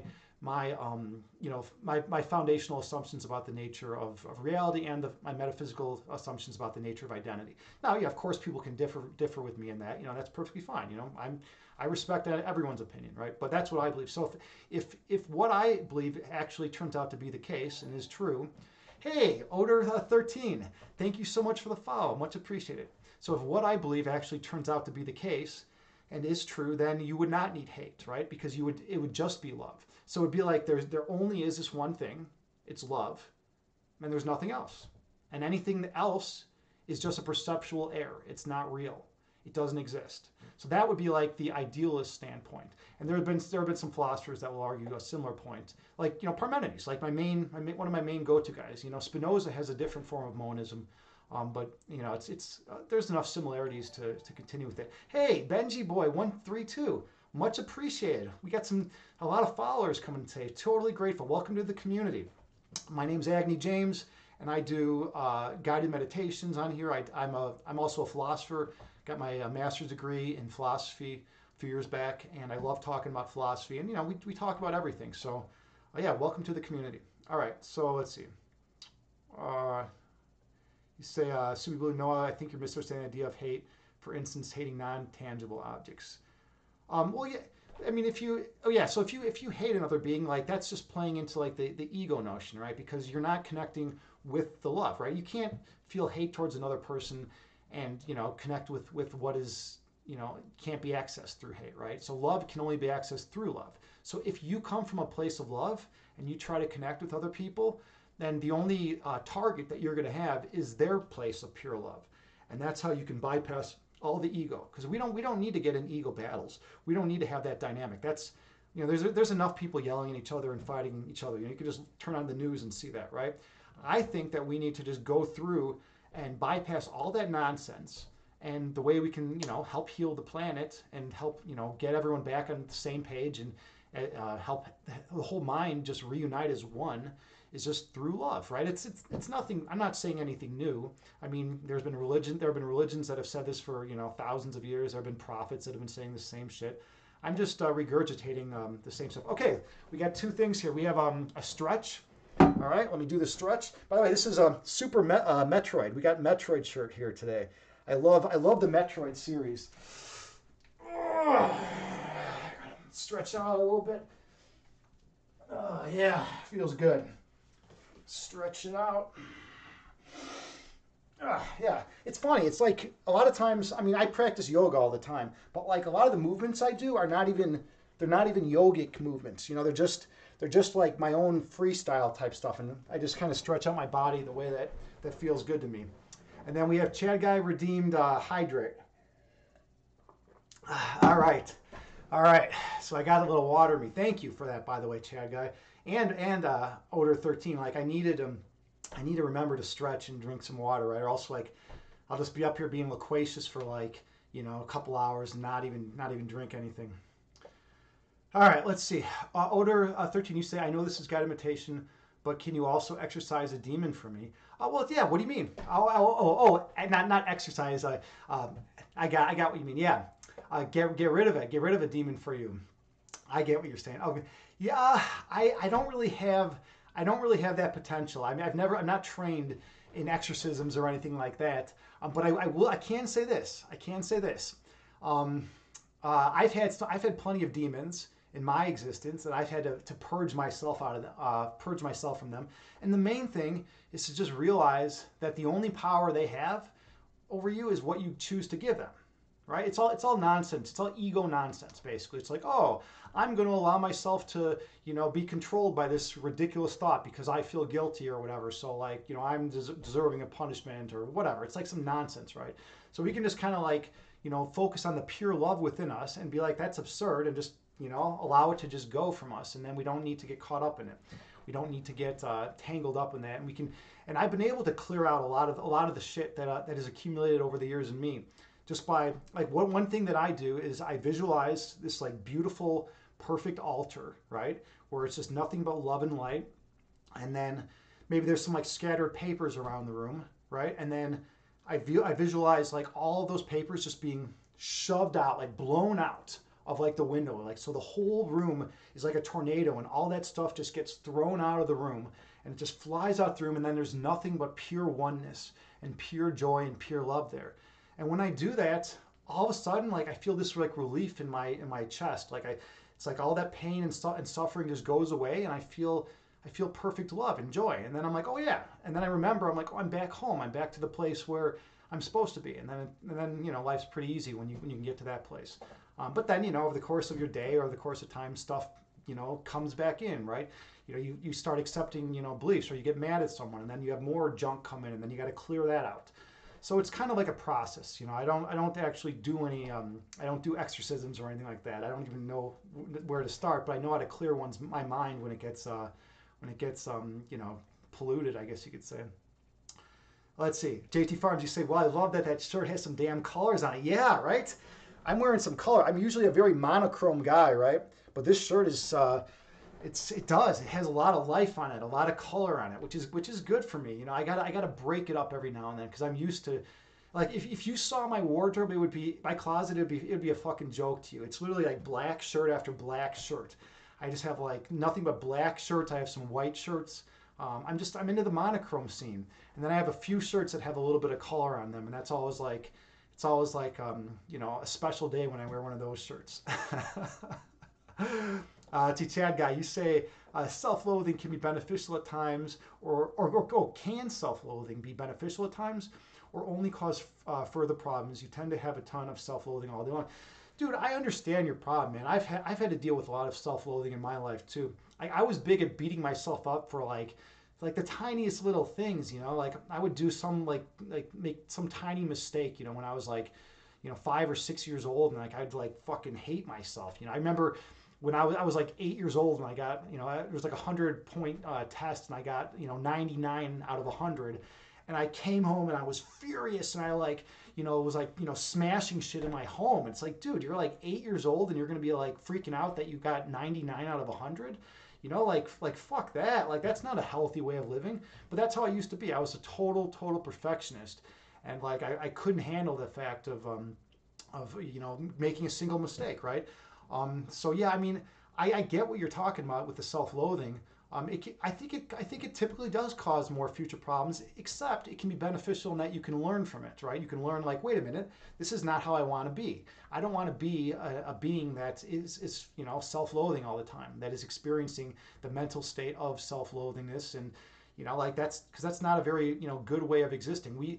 If we connect with our love inside of us, if we connect with a place of pure oneness and joy, then there is no loathing, because we realize that we are perfect at our core, at our foundational core. We are perfect, and that can never be changed because we're immutable at our core, and we're eternal, and that every other person that we ever encounter in our existences is also perfect because they have that same foundational presence, that they're love, that they're pure love. Now that's not to say that people aren't going to act in crazy ways, and like, you know, you get, it's like you might be saying, Agni, how can you say that like Hitler is perfect, or like Stalin, or you know, whatever politician, whatever, you know, you want to put an X in front of, right? And I'm going to say, well, at their foundational core, they're perfect. Now, their belief sets are fucking skewed, and they believe in the notion of separation and division, and that, you know, to attack people and to try to kill their bodies. But at their foundational core, there's nothing but pure love in anyone. That's, at least that's my belief, right? That's how I perceive reality. So because of that, I can feel love for everyone, regardless of what they did. Now, does that mean people that are serial killers shouldn't be locked up? Absolutely not. They need to be locked up, right? But that doesn't mean that we should, you know, still love that person, that we should still feel feelings of love for that person, even if they're a serial killer. You know, lock them up, make things safe for everyone else, but like at the same time, you know, feel compassion for them. And it's, now, is it easy, right? If someone came in and like murdered my fucking family, would it be easy for me to forgive them? Hell no. In fact, that would be the hardest thing in the world for any human being to do, right? But it's possible. And here's how I know it's possible. Because there was an Amish family about, I think I remember reading this about maybe 5 or 10 years ago. There was this Amish family whose kids were killed. Some guy came into this Amish town and like killed two of this Amish family's kids. And so then they're like sitting like in the courtroom, you know, with this guy, like after they caught the guy, and you know, they were this Amish family was, you know, was given a chance to speak or something, and the parents of who had just got their kids killed were like, hey, we just want we want to, you know, to everyone to know that we feel love and compassion for this person who killed our children. It's like, holy shit, what a statement. That affected me so much. This person's kids were killed by this dude, and their parents, and they're saying, we feel love and compassion for you, and we're going to pray for you and your family, and we hope, you know, your family must be going through a really rough time to see their kid who's now, you know, going to be in jail the rest of his life. We feel bad that they're having to go through this. We feel bad for you that you're going to be in jail the rest of your life in misery. But we want you to know that we feel love and compassion for you and we forgive you.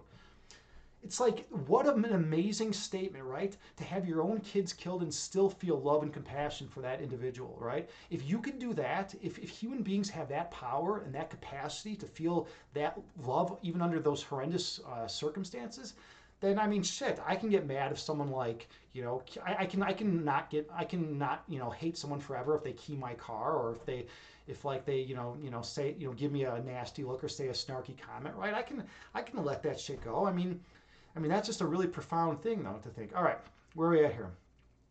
Okay, let me go back up. Short, whoops, you blame your Finnish keyboard. Oh, yeah. Okay, I think I missed some of that stuff, but all right, where are we at here now? Okay, Chad guy, you say, should I shave off my beard for certain Twitch goals? That's intense, but here's the thing. This part of my beard was actually down to here just recently. I literally just chopped all this off. This was like down to here. And now it's like in this weird in-between state. And it has to do there's like a funny story behind it too. I was like, man, this is looking kind of weird. It's like down here, I just gave like a little cut, and I'm like, now it's not even. And I like gave another cut, and I'm like, now it's not even on this side. I lost it. I lost my fucking shit, cutting my goddamn beard, and next thing I know, it's like this short, and I don't even like the way it looks at all. So now I'm just gonna regrow it out, and I want it to get nice and long. I'd like to get it down to here again, but I want it a little more even. What I did is on the sides I had cut this part shorter, and then it wasn't blending in nicely down because I want to get it nice and even coming down almost to like a point, but not quite. I think I've had it close to that, but then I don't know. I always get like OCD about the shit, and I start just going at it, and then it always turns into a mess. All right, okay, but you were deemed suggest a poll, so let me get this in. I got to get this in. Let's get this poll going. How do I do this? I think it's poll. There's poll, and then I think should I shave off beard for as a Twitch goal? Okay, let's see if. Oh, it's not like. God damn it. All right, let me type it again. Should I make a Twitch redemption to shave off beard? Okay, and then responses: yes, no.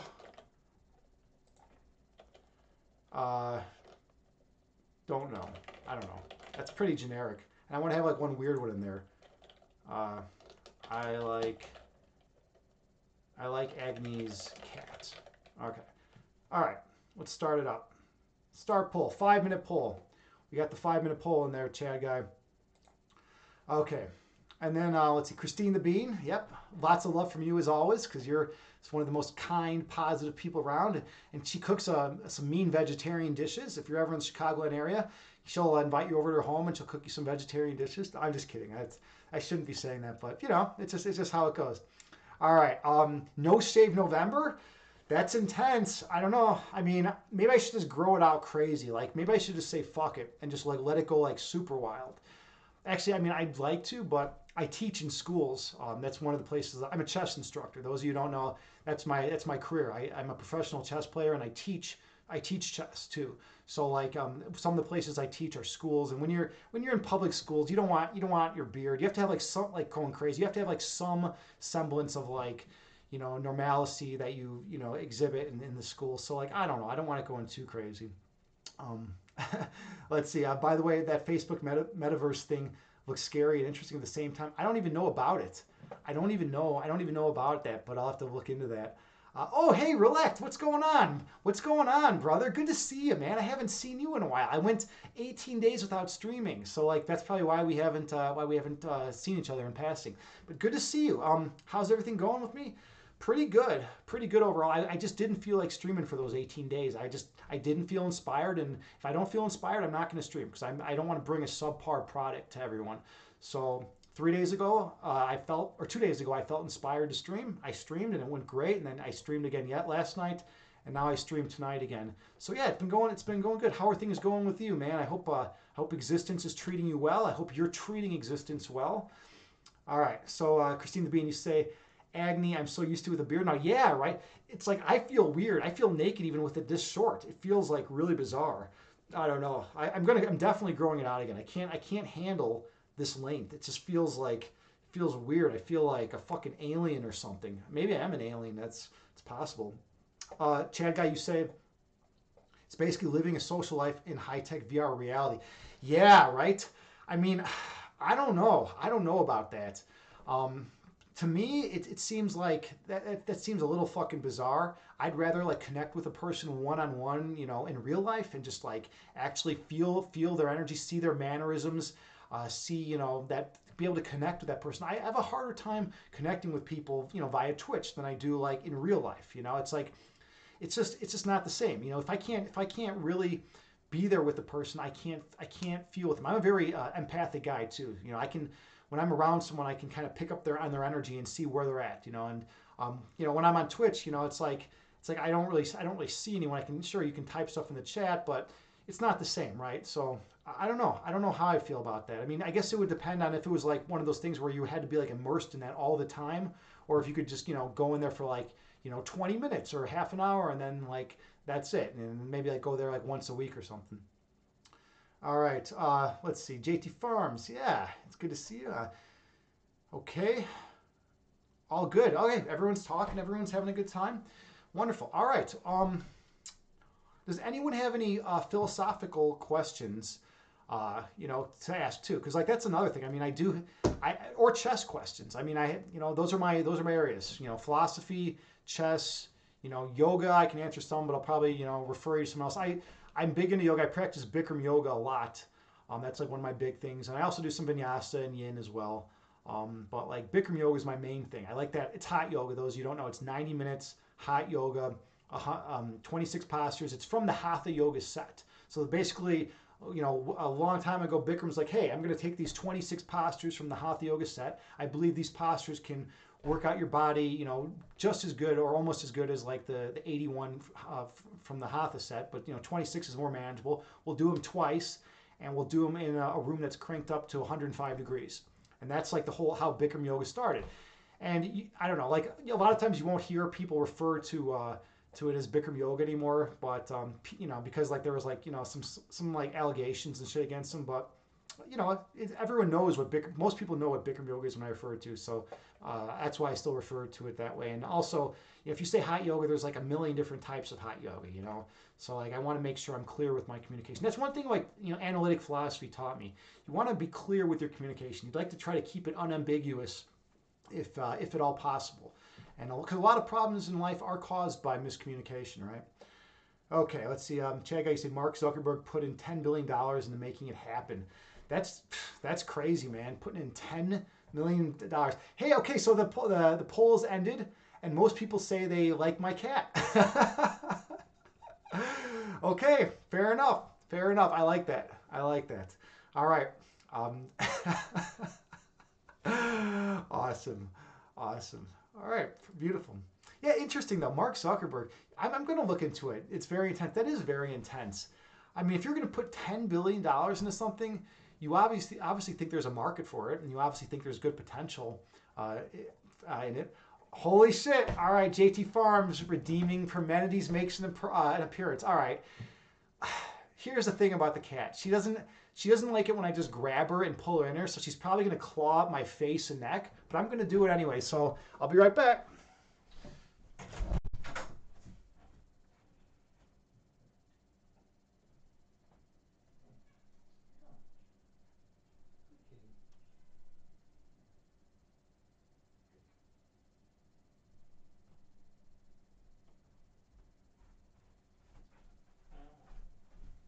All right. Here we go. Here's my cat. This is Parmenides. Parmenides, say hi. Say hi to everyone. I'm having a hard time getting her to look at the camera. Let me see if I can adjust her a little bit more. She's a really good cat. She's a philosopher cat, actually, and she's allowing me to hold her. Hey, good girl. Good kitty. I should have her run the meditation. Um, you know, Yeah, I love this cat. By the way, it's just me and this cat in this place. She's a really she keeps me company, and she's usually like hold on. Ah. All right, that's enough. All right, she keeps me company. She's my friend. She's my friend.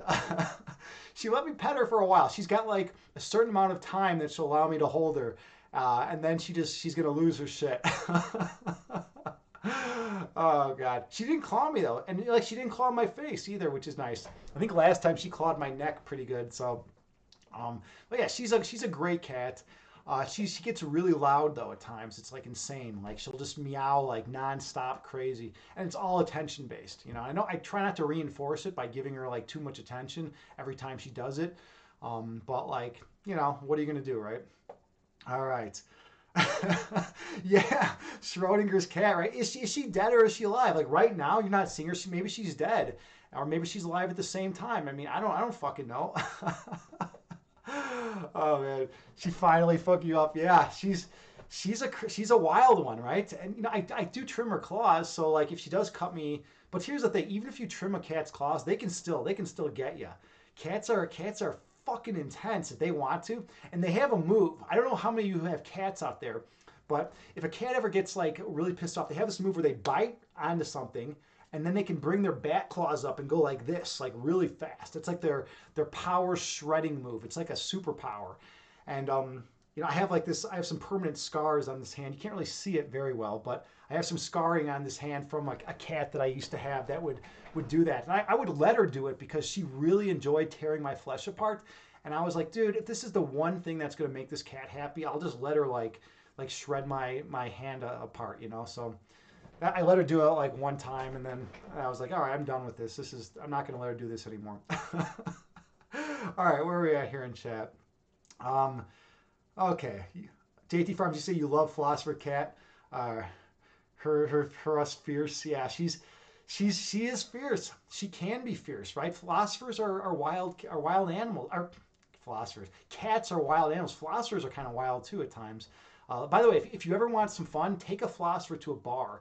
There's some of the most fun people to hang out with. A lot of times they're very like calm and quiet and logical in their daily activities. Especially in the analytic philosophy tradition, philosophers are very like logic is a branch of philosophy. So they talk like this: the necessary and sufficient conditions required for X to be the case are as follows. And like that's how we talk, right? And that's how I used to talk when I was in the program, because you got to learn how to talk that way, at least on the analytical side, right? But if you take those same guys and bring them to a fucking bar, they start having a few drinks. Holy shit, these guys are like some of the most funny, hilarious people you'll ever meet in your life. So definitely try to take your local philosophers out to the bar one of these days. Okay. Ooh, Chad Guy. You're bringing up, does free will exist or is every action predetermined? Wow. The age old question of free will. I mean, there's a million different takes. If you go the hard determinist route, you're going to say no, free will does not exist. You're going to say that every single thing that has ever happened throughout the course of human history, including every single thought that you have in your mind at this given moment, was determined at the moment of the first cause, which is usually considered like the Big Bang. But the philosophers use the term first cause as like a placeholder for whatever the first thing that created existence was. So they say every single thing was determined. So if we had a computer that was powerful enough and we had all the initial conditions from the moment of that first cause, we'd be able to extrapolate and tell you exactly what every single thing throughout your entire life, what you do throughout your entire life. That's like the hard determinist route. And then there's a soft determinist that will allow for some levels of free will possibly. And then it goes the whole spectrum up to like people that are like, yeah, of course we have free will, obviously. It's kind of funny. This famous philosopher Moore had a very convincing argument for free will. And it was the most simple argument. And, people are writing like 20, 30, 40 page papers on free will. People are writing like huge books on free will, right? And Moore comes along, he's a super well respected philosopher, and he's like, how I know I have free will? Because here's my hand, and now look, I'm choosing to move my hand and I'm moving it, right? So it's like it's like, yeah, that has a very strong intuitive appeal, right? It's like that makes sense, right? If you want to move your hand and you're like, I'm moving my hand, that sure seems like there's free will. Now, the question is, okay, it may seem like it, but do we actually have free will? I mean, everyone has different notions. I fluctuate on the matter. Like, sometimes I think we do, sometimes I think we don't. I will say this, though. There have been a lot of studies done, and people who believe in the notion of free will overall live much better lives. Like, they're happier, they're healthier, they're more productive, they have a higher quality of life. So there's instrumental value just in believing that we have free will. So it's a good move. I mean, and the thing is, we can't really prove it one way or the other. So you might as well believe that there is free will for the most part. Um, there was there was a cool experiment done by this guy Libet, the Libet experiment, and it's a famous experiment, and he basically was trying to show that there is not free will, and he was able to. In the experiment, they had people like going to grasp like a certain knob or something like that, or to push a button. I forget, or maybe pull a lever. I forget exactly what it was, but anyways, he had this thing detect us. He had all these like things hooked up, electrodes hooked up to the people's brains, and he was having them do this test, right? And the part of the brain, there's a part of the brain that lights up that determines, whether you're going to act. I think it was like whether you're going to grip something, right? And he found in his experiment, he found that people were actually squeezing or actually the part of the brain would light up before the people were consciously aware of what they were even going to do. So like it was like a split second before. So like the part of the brain would light up, but the person wouldn't even know whether or not they were going to pull the lever yet. And then if it lit up, they would pull it, and if it didn't, they wouldn't pull it. So it was crazy because they're like, how the hell do these researchers know what this person's going to do before the person even consciously has awareness of whether they're gonna pull that lever or grip whatever they were going to grip or whatever, right? But then that whole experiment was cast into doubt, and people were like, I don't know, I think there's some problems with his methodology. But it was a really groundbreaking thing at the time. People were like, holy shit, do we not have free will? Are we just robots basically, just going through our existences thinking that we have free will, living under the illusion that we have free will when we don't? But yeah, his experiment now, there's a lot of issues with it, so people don't really they don't really cite it very much. All right, where are we at here now? Let's see. Rilek, you say very compassionate, Agni. Oh, with the cat, maybe. Yeah, right. I don't know. You got to grab the cat and bring her. She needs a little excitement in her life. She likes spending time with me. That cat loves me. She was actually hanging out right in the doorway, waiting for more attention. We'll see when it actually happens. All right. Me saying the word subleon ticonis right now is predetermined, but why? Yeah, I mean, it's kind of weird, right? When we say, okay, there maybe everything is predetermined, and then you want to give like a why question to it.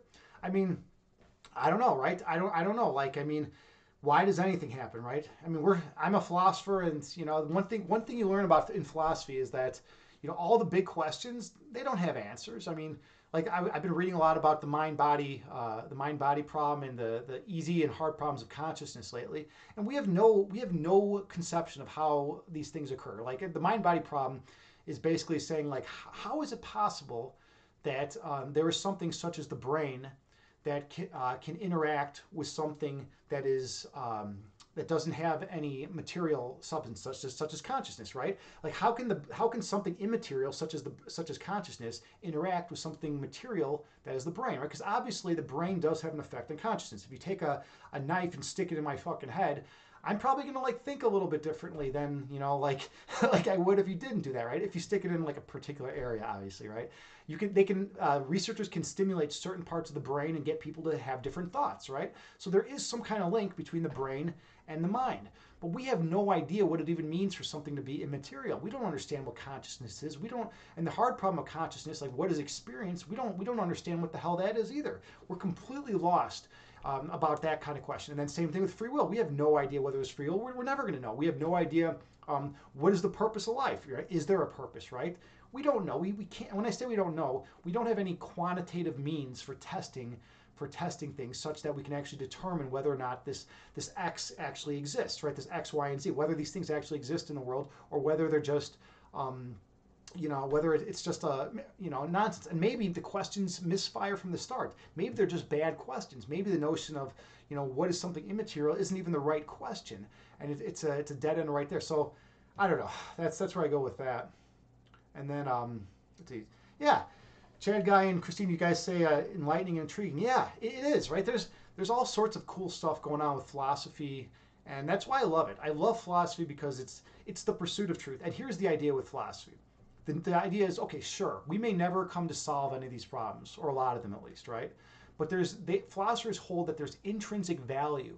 There's actually value in just the pursuit of trying to understand. So like even if you spend your whole life trying to understand what it means for something to be immaterial, such as consciousness or what consciousness is, and you make no progress, there's value in trying to do that. It's kind of like Sisyphus pushing that boulder up the mountain, right? Every day, he pushes this boulder up the mountain, and then he gets to the top. Finally gets up there, and it rolls down the other side. And then next, he goes down. Next day, he pushes it back up, and it rolls down the other side. And that's his lot for eternity. That's what he has to do every day for eternity. But the notion is, sure, it may be absurd. Camus talks about this, right? The absurd of life, right? And it may be absurd to try to, strive for this thing, to try to, do this thing every day, to try to understand things about the universe that, there's no way we're ever going to probably be able to understand. But there's value in it. Just the act is heroic. So Sisyphus, according to Camus, was actually a hero.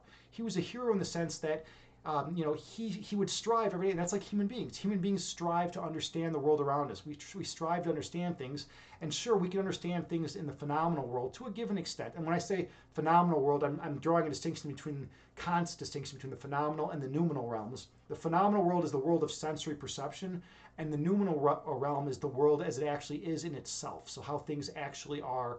But we don't have access to the noumenal world. Kant showed that hundreds of years ago during the Enlightenment. But anyways.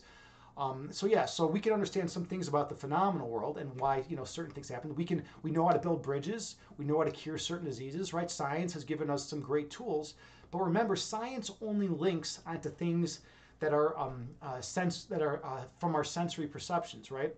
So here's how it works. We have a limited amount of information that is able to be filtered in through our senses, right? Sight, sound, touch, all, smell and taste, right? We have a little bit of information that's able to feed into us through our senses. There's a huge amount of information out there, but we're only able to take a tiny, tiny little bit of it. And then we take that tiny little bit of information, we use the processing power in our brains, which is not very much, as opposed to compared to all the supercomputers in the world, right? And we use our brains to take this tiny little bit of information, and then we extrapolate and project outward, and we frame the world around us. We create the world around us, so we can see things and hear things, and we see everything. But everything we see is simply a representation. It's not reality. It's not how things actually are. It's just our representation of those things. So that's what we do, and then we go along, and we get jobs, and we work in this world, and we live, and we grow up, and we I don't know, party and make love and I don't know, adopt a cat, right? We do all sorts of stuff in this world, right? But it's not how things actually are. It's our perception of things, right? So that is the phenomenal world, and we've gotten really good at doing things that have utility in the phenomenal world. Like we can build bridges, and we can go scuba diving, and we can hunt and have fish and go fishing, and send people to outer space, right? But we're still just playing around in an illusory realm. It doesn't actually exist. Nothing that we're seeing exists as we see it, right? It's just not how it is. It's just that's how our only way of accessing it, though, right? So we don't have any access to things how they really are. So we're good with dealing with things in the phenomenal world, but that's not truth. Science can only take what we can see and hear and smell, and then use instrumentation to expand on that, to expand our level of understanding within the phenomenal realm. But it tells us nothing about the things that actually are in themselves, because we don't have access to that information. And we're never going to have access to that information. Kant showed this, a few hundred years ago. And I don't understand why more people don't read those arguments and actually understand this, but philosophers understand this, they get this. But other people are I don't know, I'd rather just believe that that chair over there is actually there, but there's not that's not how the chair actually is in reality. That's just our perception of it. So I don't know where I was going with that. But anyways, oh yeah, there's value. So there's value in the pursuit of truth, in the pursuit of understanding. Even though we're not coming any closer to understanding, we're at least like increasing our knowledge about the phenomenal realm, which is great because that's the world we have to live in, right? And what are our choices? We can sit around and like just not do anything and just like lay in a puddle and like just die, right? Or we can like live in the phenomenal world and like get married and have kids and like eat good hamburgers and I don't know what else do people do, right? Ride a bike, right? Go in outer space, we can do those things. So that's what we try to learn about. All right, Chad Guy, you say, yeah, there's so many theories. One you were reading was on the multiverse theory. Between every world, there exists 1,000 thousands of copies. Yeah, that's actually pretty neat. I don't know much about the multiverse theory. David Lewis, one of the big names, he's like the big dog in analytic philosophy these days. He's like everyone loves David Lewis, and if you don't love him, you at least respect the guy. He's like the current day Wittgenstein. He's like the big dog, right? And you'll hear about him more probably like after he dies. That's how it works. People die in philosophy, and then like everyone's like, oh, I love this guy, right? Um, but anyways, David Lewis came up with this notion of possible world semantics, in which he basically he's trying to analyze the truth value of statements and he's propositions, and he's trying to look at those truth values across all possible worlds. So like the fact that I'm wearing a shirt that is mostly black right now is true in this possible world, right? In this world. And then he'd say, well, is it possible that there's a world where where Agni is not wearing a shirt that's black? And he'd say, absolutely, right? So so he uses those possible world semantics to try to understand, as much as we can about reality and about truth and about the truth of propositions and whatnot. Analytic philosophy has gotten very concerned with the truth value of propositions. Like we sit around all day and talk about whether these statements are true or false, and whether the inferences are valid, whether the argument's valid, whether the inferences are in sync, whether the argument is sound or unsound, right? We're big into like following chains of logic and reasoning. And one of the big arguments against philosophy is like, oh, it's not very productive. What do you learn in philosophy that's actually beneficial to our real world stuff? Well, computers. Here's the funny thing: without philosophy, there would be no computers. Now, a lot of you are thinking, what? What the fuck does philosophy have to do with computers? Well, Russell and Whitehead, two philosophers were like, hey, we need to formalize logic. Logic is a branch of philosophy. We need to get rid of the ambiguity in logic.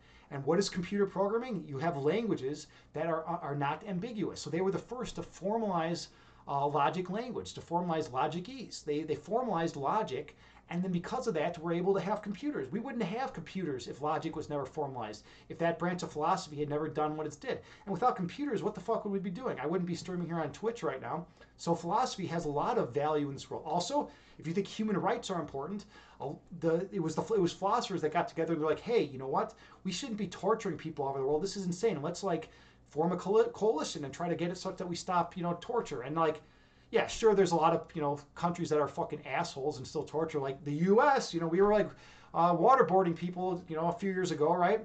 And I'm sure it's still happening. It's just more covered up, right? But for the most part, there's been a lot less torture going on, around the world as there used to be. So we owe that to philosophers. Less people are getting tortured, and we have computers, and everything that results from computers because of philosophers. So obviously they have made an impact on the world. All right, we'll let you say maybe the shirt is dark purple or blue and the room is just dark. Yeah, right. I could be fucking with you guys, right? This could actually be a blue shirt. This could be a dark blue shirt. This whole time I could be saying it's black, but your perception of it is incorrect, right? Because you're not actually in the room. I could go turn on the light, and like all of a sudden I'm wearing like a purple or dark blue shirt, right? It's amazing to think about that. To think that I mean we don't know, right? We don't know, and it could just be a perceptual sleight of error. But our perceptions fail us all the time. Like there's people in the desert see mirages, right? People, if you look at like an ore underwater, this is like a famous philosophy example. If you look at it, I think it's from Plato. If you look at an ore that's like under the water, right, and you're just like staring at it, it's going to look bent, right? And now, does that mean your eyes are fucked up? No, it just means that in the water, your eyes can't see the ore as it actually is, right? We're not seeing things correctly. And so, so our senses are not perfect, right? If you want to go talk a little bit more about Plato, we can talk about his allegory of the cave, right? So those of you who don't know the allegory of the cave, You got a bunch of people that are like chained up inside this cave, and they're looking at the back of the cave wall, and there's people walking behind them, across the entrance to the cave, and the sun's shining in from back there. And as those people walk across, they see little like figures and things like on the cave wall in front of them, because their heads are locked in place. They have like, they're shackled such that they can only see what's directly in front of them. So these people are like sitting there, their whole lives they're watching these people walking in, these cave shadows, like these walking in front of their faces, right?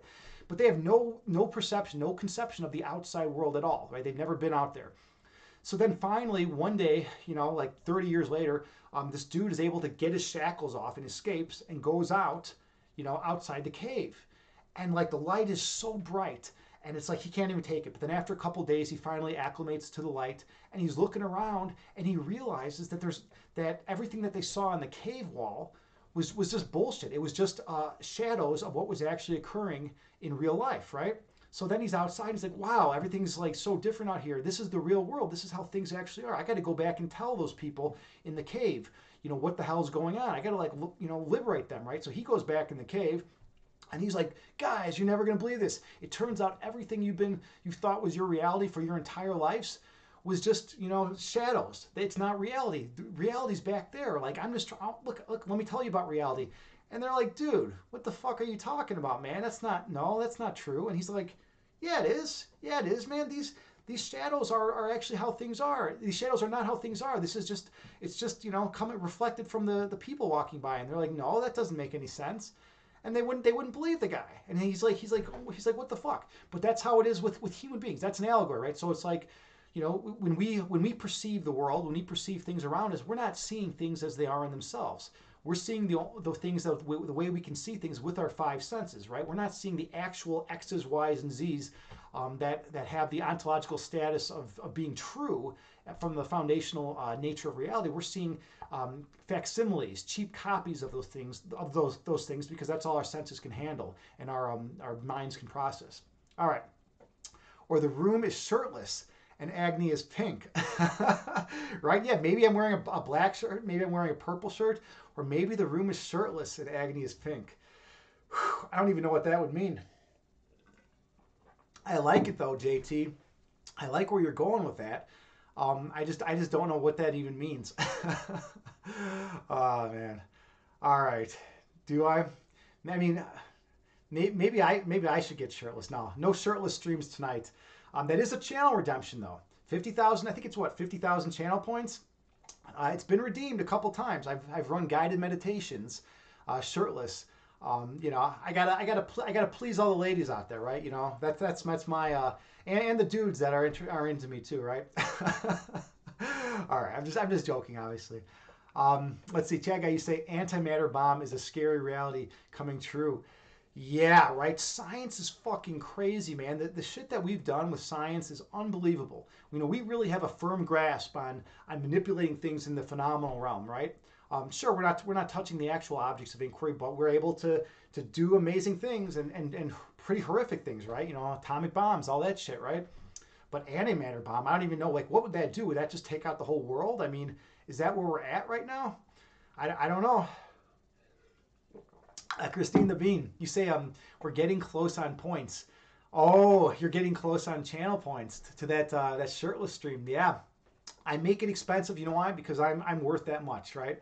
I'm worth that much, and I don't want to. I'm not cheap. I'm not some $5 hooker. I'm worth 50,000 channel points, right? That's what I require. That's what I require for you to see this beautiful bod. This Bikram yoga bod that's just flowing with vitality and love and light, right? All right. I'm from Chicago. This is just how we talk in Chicago, right? No, it's just how I talk actually. All right. Okay. I've been talking a lot. Maybe we should just end the stream before I like do anything too absurd or say anything too ridiculous. Does anyone have any final questions or comments? Philosophy, chess. I love chess. I play professionally and I teach chess for a living. Yoga. I don't know what else. Heavy metal. I love heavy metal. I'm big in the metal scene, mostly Norwegian metal. Anything you want to talk about, I'm cool. Science. What do you got? Chaga, you say evolves that prime rib. Yeah. I try to be at least. I try to be. Whenever I work out as hard as I can. If I didn't get injured, I would be I'm convinced I'd be the most ripped person on the planet because I work out 3 hours every fucking day, and I'm willing to work out 8 hours a day if I could. But whenever I start working out too much, I always end up fucking hurting myself, and then I'm like sitting on the sidelines while everyone else gets to work out, and I can't do what I want to do. So, it's injury is always my battle, trying to battle the injuries. Jack, I ain't no chicken. I do like. You just got me thinking about jerk chicken sandwiches, though. I really like jerk chicken sandwiches. I want to get a good jerk chicken sandwich. I didn't even eat much dinner tonight, so I want to get something good. JD Farms, you say, or before I do anything impulsive, time to raid. Yeah, right. I mean, who's out there, right? Who should we raid tonight? I want to raid someone good. Anyone have any suggestions? I don't want some asshole. I don't want to raid some asshole. Um, let's see. Who do we got out here? I mean, you know what? Check me out. Check me out is streaming, but it is a rerun. I mean, I'd love to pay her back. I'd love to pay her back. But like, I don't think I want to rate a rerun just tonight because a buddy of mine is streaming, and I think we can make his day if we stream him. And it's with check I can rate check me out every other time like, but my buddy's streaming Imbalanced Physique. Some of you might know him. He's super awesome guy, and I think we can make his day if we raid give Imbalanced a raid. Unless you check, I mean, check. Let's make him balance. Let's make his day, dude. I want to do something nice for the guy. He's only got a couple of viewers right now. Spread the love, right? That's what I'm doing. We're gonna spread the love. So let's see if I can find him here. Raid. We are gonna raid. He's not coming up here, so I gotta type it in manually. OBS doesn't like to find some people sometimes. I've known. There he is. Okay, cool. We will raid Imbalanced. Okay. All right. Well, I hope you all have a wonderful day. I hope you are more peaceful than you were prior to the meditation. I hope you've had some good thinking about philosophy, and namaste to all of you. Thank you so much for being here with me.